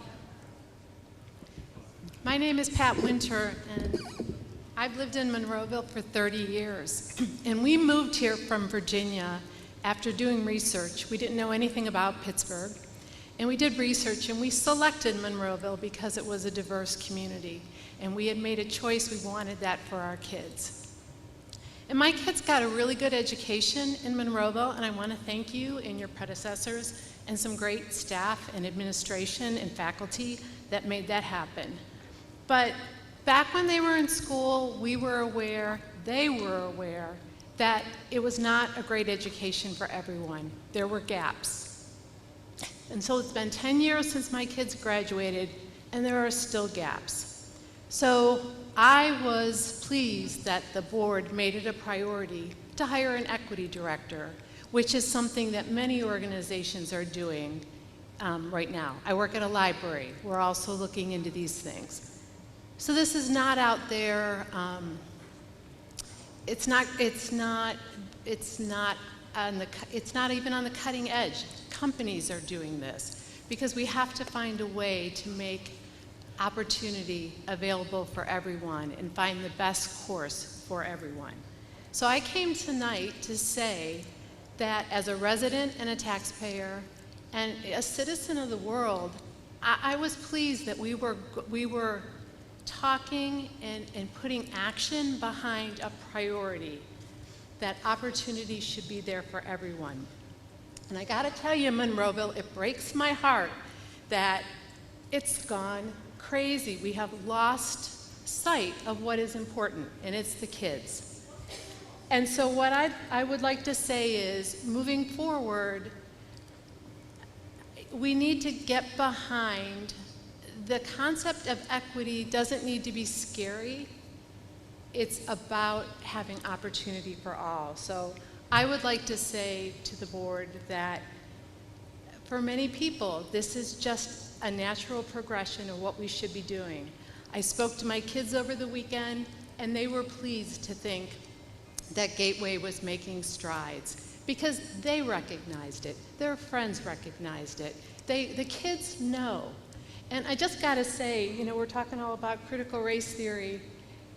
Seriously, if the kids are to the point where they can discuss critical race theory with any kind of real comprehension, that would be amazing. But I think that their teachers would be glad if they could get the sentence structure right on a 5-paragraph essay. I mean, I just feel like the discussion we're having is not the reality of what is happening in the schools. So, my closing, I just want to say that I've been disappointed that this has become a flashpoint. It doesn't need to be a flashpoint. It's about opportunity for all. So, thank you. Thank you. All right, I have Mr. Stephen DeLong, if you are still here.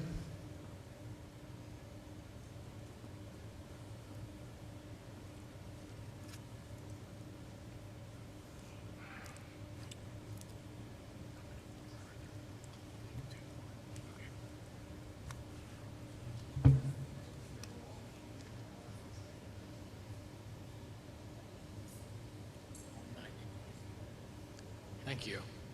Can you hear? Whoops. Can you hear me? Yes. I came here because I got a notice in the newspaper about a I have it here. I don't know who paid for it, but it's about the critical whatever theory. And from what I've been understanding the last 3 hours, God bless you, it's a moot point at the moment. And I seem to think, correct me if I'm wrong, you voted against the $93,000 position. That's gone? No, that's the end, but you don't have the curriculum yet. So I'm not quite sure what that position is going to be, but I just want to thank you for not teaching CRT at this level. Somebody said it's a college level, fine. College is college. At high school, they got to learn the basics. Reading, writing, arithmetic. They don't need to be thrown into something like this, which is so volatile and scary, quite frankly. I mean, all you got to do is turn on the TV, and it's very scary these days. I've been here 40 years. I moved here from Ohio because I like Monrovia. I've been here 40 years. Things do change, I understand that. But I just thought I'd come and just say, please don't put CRT in your school. And it looks like you don't intend to. So I waited all this time, and I thank you for doing that. Am I wrong? It's not going to be on a curriculum, correct? Is that right? Correct. Okay. Thank you. Okay. Up next, we have Mr. Bob Gaynor. Are you still here?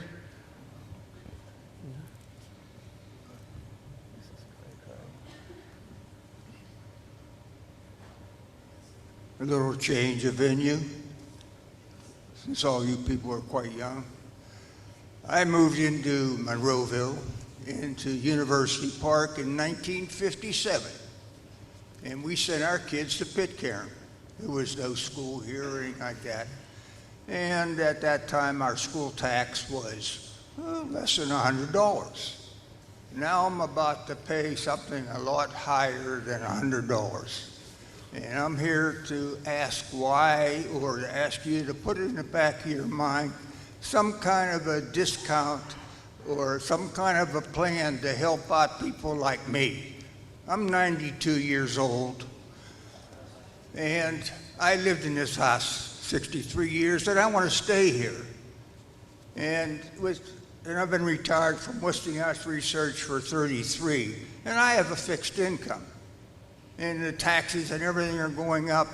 And if you people could give us seniors a break by freezing it how long have I been paying taxes to the school? Over 60 years. If you would have froze it at 50, I would have been happy. I don't mind paying taxes, but hey, I want to stay in my house. So put it in the back of your mind. Thank you.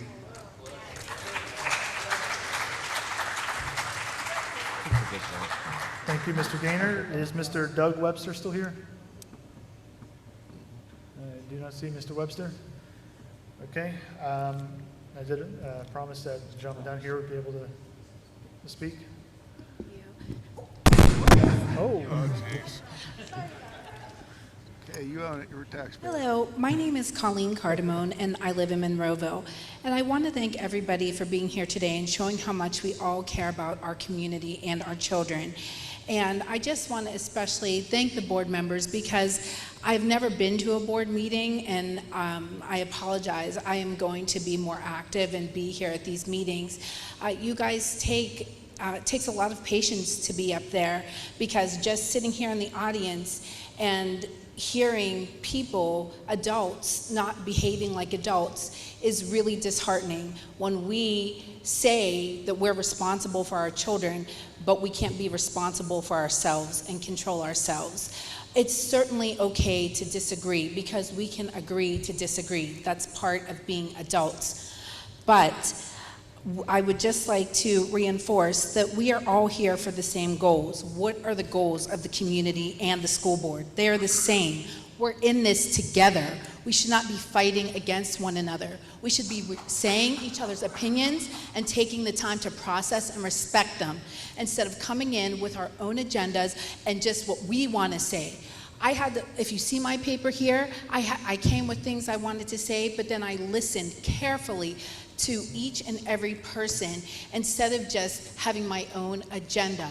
And it helped me process the information and think, you know what, I didn't think about that. Or yes, they are correct. Or help me think about it from a different angle. And I think that is something that we could all do instead of yelling out and saying, that's wrong, that's right, you shut up. You know what? We are adults, and that is not appropriate in any arena. And we're, like I said, we're all in this together. We're here for our children. And so I just, want to say thank you again to the board members. And we teach our children to be respectful and kind. And if not, they have consequences. We have detentions, we have in-school suspensions. I had a few detentions myself, though it was for talking too much, and you can probably see why. But let's set a precedent and do the right thing to set our emotions aside and do what's best for our children. In closing, I am a proud Gateway Gator graduate. Once a Gator, always a Gator. Let's start at the beginning. Let's be transparent. Let's be leaders and exemplars to other districts and not give them something to talk about, something negative. Let's give them something to talk about good and show them an example how you can come together and you can make a difference, not just for one group, but for all. Thank you very much. Thank you.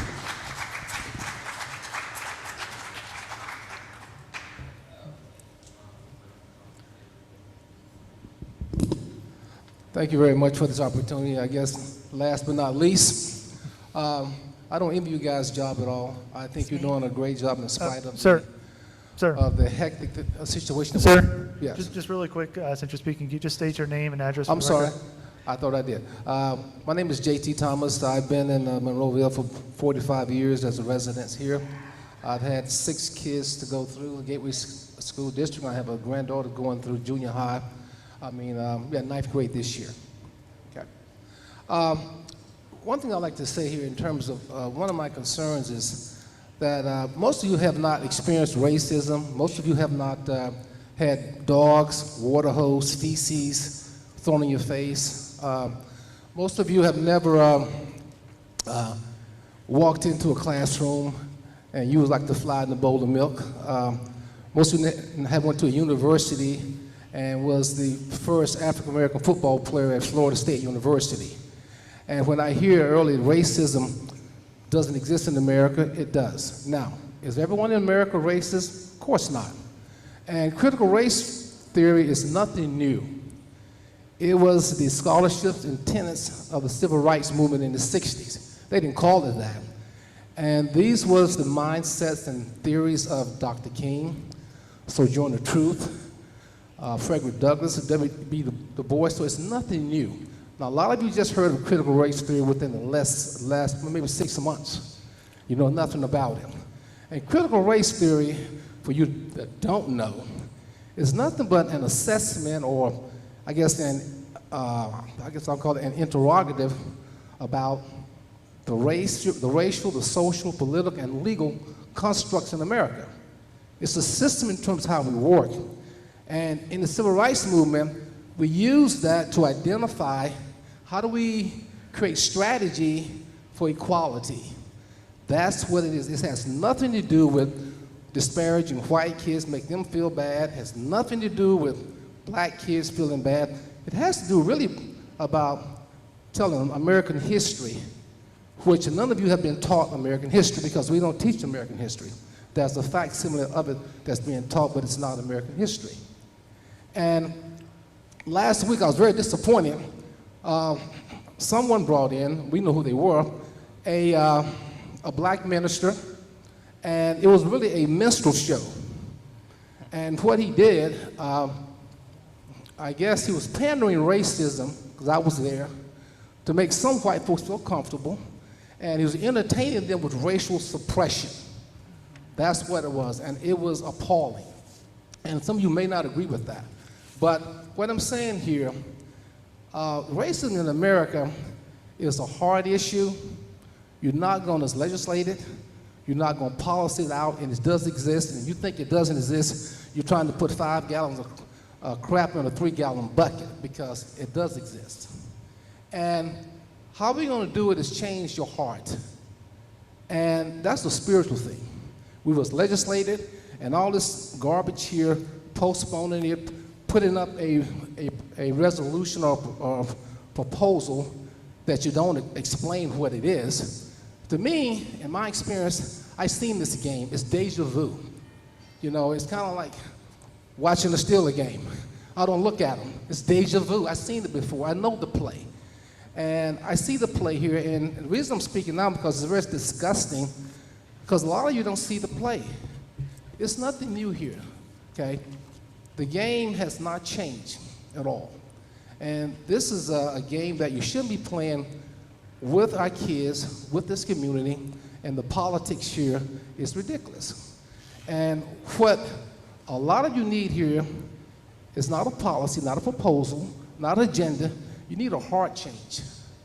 Because if don't, you're going to perpetuate this. Because let me tell you something. What you're afraid of, you won't stop. You will not stop our kids learning about American history. They got this. They don't believe you today. You know what they're going to do when you talk? They Google you. And what's going to happen, they're going to find the truth about America. And they do have what they call culturally responsible teaching. That's not new. I use it in the restaurant industry. I used to run the Applebee's chain here. 95% of my employees white, and my partner, we black. So culturally responsible teaching is something we did. And what was that? That was teaching white kids about their own self-awareness, who they were, and at the same time creating an environment of compassion. And in that environment of compassion, guess what happened? They learned to appreciate, critique, applaud, and accept heritage, ethnicity, and, you know, and that's what it's all about. But you won't create that until you change your heart, and some of you need heart changes here. I mean, it's callous, it's wrong, and if you're Christian, and America's not a Christian nation, no, we use Christianity when it's convenient, because if America was a Christian nation, slavery would have never got out the ground. Well, there's no way, you know. So we can't push racism in the name of Jesus. It's not going to work. We got churches here that are doing it, okay? And I'm saying here, you guys need to change your heart here. Critical race theory is nothing but a red herring. It's a flaming error. It has nothing to do in terms of disparaging to our kids. And we need to be real, to be loving. And I'm going to say, instead of being Christ-less, be Christ-like. And I know in school you shouldn't say stuff like that, but I say what I want to say these days. And again, you know, you'll do better if you know better. And a lot of you don't know any better, okay? And a lot of you, I heard some things today, they're just wrong. But I'm going to keep all y'all in prayer because we got some issues here. And you're going to work this thing out, or it's going to work itself out, because really you're not in control, okay? You're not in control. Thank you very much. Thank you. All right. Mrs. Boyce, I remember on here you had the social media policy, which I know we addressed earlier on. Yeah, I know. Okay. You'll be our final speaker. Okay, fair enough. You'll be our final speaker tonight. I know everybody's going to leave, but we're going to get down to basics tonight, and that's called kids. And what happened in our society is we changed the way we test kids, so therefore we changed the way we look at kids. Kids are unique, individual human beings. And if you don't look at them that way, you're not helping them learn. We started to look at kids as part of subgroups. They're part of a subgroup. We're going to address things based on a subgroup. Guess what? We're failing because they don't know they belong to a subgroup. Every child is a different person. Every child has different needs. And if we don't meet those needs, and we do it based on our personal agendas, we will never make them help them to be the best that they can be. So I think what has to happen is, and what hasn't happened for a while, is the families in the school district have to come together. We need more parents involved in some of these decision-making processes. Do we have any parents on a curriculum committee? Do we have any parent on a curriculum committee? I'm going to tell you, I served on a lot of committees in Gateway. My family, unlike this gentleman who was only here 10 years, has been here 75 years. I expect this district to do well. Every single child. I don't want an excuse. I want that kid to be the best they can be. And I expect these families to support that process because they're part of the solution. And we have to work together. I want parents on curriculum committees. I want more communication effectively. This communication is what caused this problem. You cannot have somebody go rogue on you people. You cannot have that happen. So, I know I'm the last person everybody wants to leave. I want to talk about one policy, a couple policies, because I'm a policy person and I'm a data person. You made a huge mistake. How you handled the equity position was not correct. It was not correct.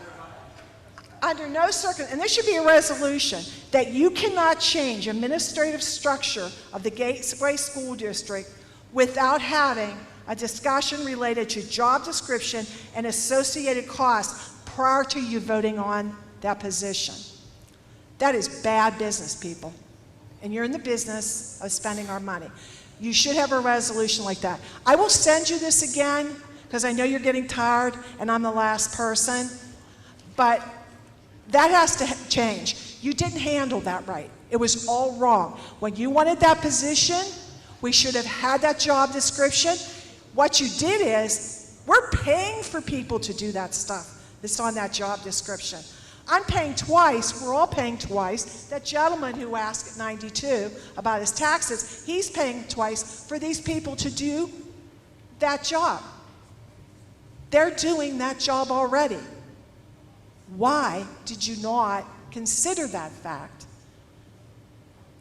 Administration didn't ask for this, but you didn't have the job description. We couldn't see it until after the fact. I didn't even know what it was going to cost us. There's got to be a resolution. You can't be allowed to do that again. And this is an administrative position.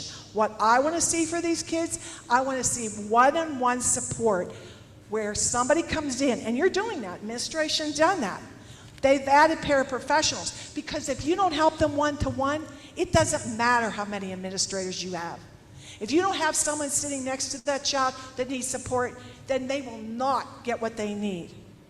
So administrator, my foot, I want to see more paraprofessionals. I want to see more tutors. I want to see everything that this child needs to be addressed. Because that's what we need to be doing. And that's not what has been happening here. Not at all.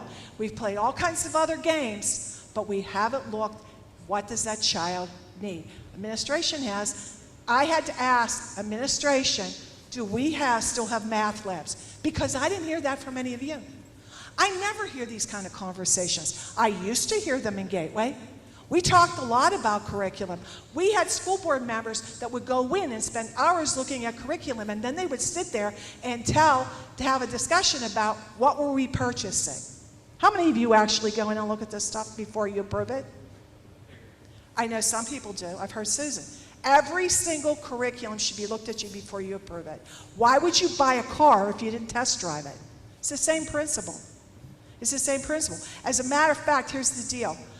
If you guys are all not going to do it, then we'll do it. We'll go in and do it again. We'll go in and like we used to and look at curriculum because school board members always had a conversation about curriculum. I don't hear this kind of conversation anymore. Anyway, I think I pretty much said what I wanted to say. If nothing else happened from this experience, people are paying attention. Isn't that nice? They finally started to pay attention. And I like to look for a positive when something's in darkness. And the thing is, you may not agree, we may not like how people speak up here, you know what? But they're showing up for once. We used to fill the school board rooms. What happened? What happened, people? People came in different.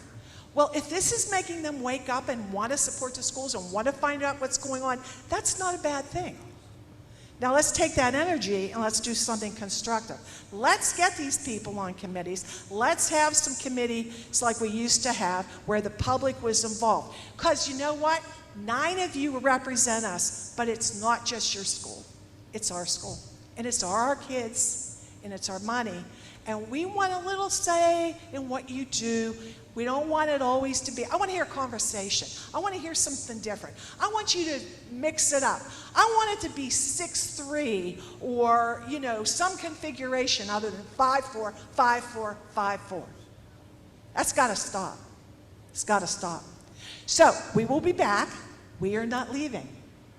I've been here for 75 years. I'm going nowhere. You're going to have to call Job's funeral home to get me out of this auditorium. So just so you know, we're here for a reason, and the number one reason is every child is an individual learner and has a right to the education that I've always expected Gateway to deliver. We'll be back. Thank you. Thank you. All right, can I have a motion for adjournment? Brian. All right, hold on. No, we're supposed to have board reports. You don't have to do it. You can make a motion to adjourn. Yeah, she's been been sitting Okay. there. Can you all hear me? I'm a 2014 graduate of Gateway School District. I am a public high school teacher. I'm home for break, visiting with my family. Saw the Times last week and was deeply disappointed in the fact that I saw that in the paper. Critical race theory and the fight against critical race theory, I can assure you that's not what students are learning in the schools. It wasn't at my time, like in 2014, it absolutely was not the case. Additionally, Derek Bell, who is credited with the critical race theory, the founding of critical race theory, makes no mention of revolutionary Marxism and any of those tenets, and it's just deeply concerning to me that a school board member would propose a resolution with no understanding of what critical race theory is. And I really do think you need to be accountable to everyone who is in this room tonight and who will show up at the next meeting and explain what critical race theory is if you're so deeply concerned about what's going to happen in our classrooms with our students. Thank you. Hi, I'm Leslie Lowe from Monroeville. I have a background in education, so I'm nationally certified, but I don't teach in PA. But I've also been a community organizer in Garfield, Lawrenceville, and Bloomfield. Garfield was my prime community, and I loved it. Because I don't look at people from their race, I look at people as people, because I'm a Christian, and I'm not using that from a church. I'm using it because that's truly the way I live my life. I was brought up that way, and I was told when I was working in Garfield that you must have some black in you because you don't see what other people see, but you're white. I was the only white person working as a community organizer in Garfield and in my organization that I worked for. And I was encouraging people to speak up in their community, speak up to their politicians, speak up to their boards, and that was basically my job. However, in Gateway, it doesn't seem to be as an open-ended thing to do. I've been trying to speak out on Facebook, on the parent site, just because I want to be able to put truth out there, and I get shot down every time I try to put things down. I don't think that's appropriate because it's a parent site. Parents should be able to voice their opinions on both sides. But when it comes to critical race theory, I am against it. I'm glad that you voted down on it because it's not about race, it's about culture. If you want to hire an equity director, maybe we should hire a Native American because they were here first. Indentured servants were Irish and Scottish, and they were here as indentured servants, but they were treated as slaves, and they were sold less than the cost of black slaves, and then they were breeded with black slaves. So there is a lot of culture and a lot of history that is not being taught. I am for teaching all of that, but it should be taught from a truth standpoint and not a political agenda. I'm happy that this discussion is coming here, but I think that there's just a lot that is not being brought. And when it comes to being shot down when you bring up your opinion, it's disheartening. I also am concerned about the violence that's been happening in the school. My son is going to be going into 6th grade. He's going to be in Mosside. I'm already hearing things, that, oh, the 7th and 8th graders are bad. There's going to be metal detectors. Your bags are going to be checked. And the fear's already being instilled. And I don't think that that's where Gateway wants to go. But I understand we got to keep our kids safe too. However, I was also told at the end of the school year, my son kind of held it back. He's not one, he calls it sometimes entertainment, but I take it that if there's violence happening in the schools and it's taken away from kids learning, then that's a concern for me, because he's there to learn, he's not here to see kids fighting, and he said there was almost a fight every day. So it's a big concern for me. I'm one parent that is welcome to be involved any way that I can in the curriculum committee if that happens, in any kind of support that the school needs. I'm open to that too. But I just thank everybody for being open and allowing everybody to speak today, even though it took a long time. Thank you. Thank you. All right, do you have a motion to adjourn? So moved. Okay, we got a motion by Mr. Williams, second by Mrs. Delaney. All those in favor say aye. Aye. All opposed? Yep, meeting adjourned.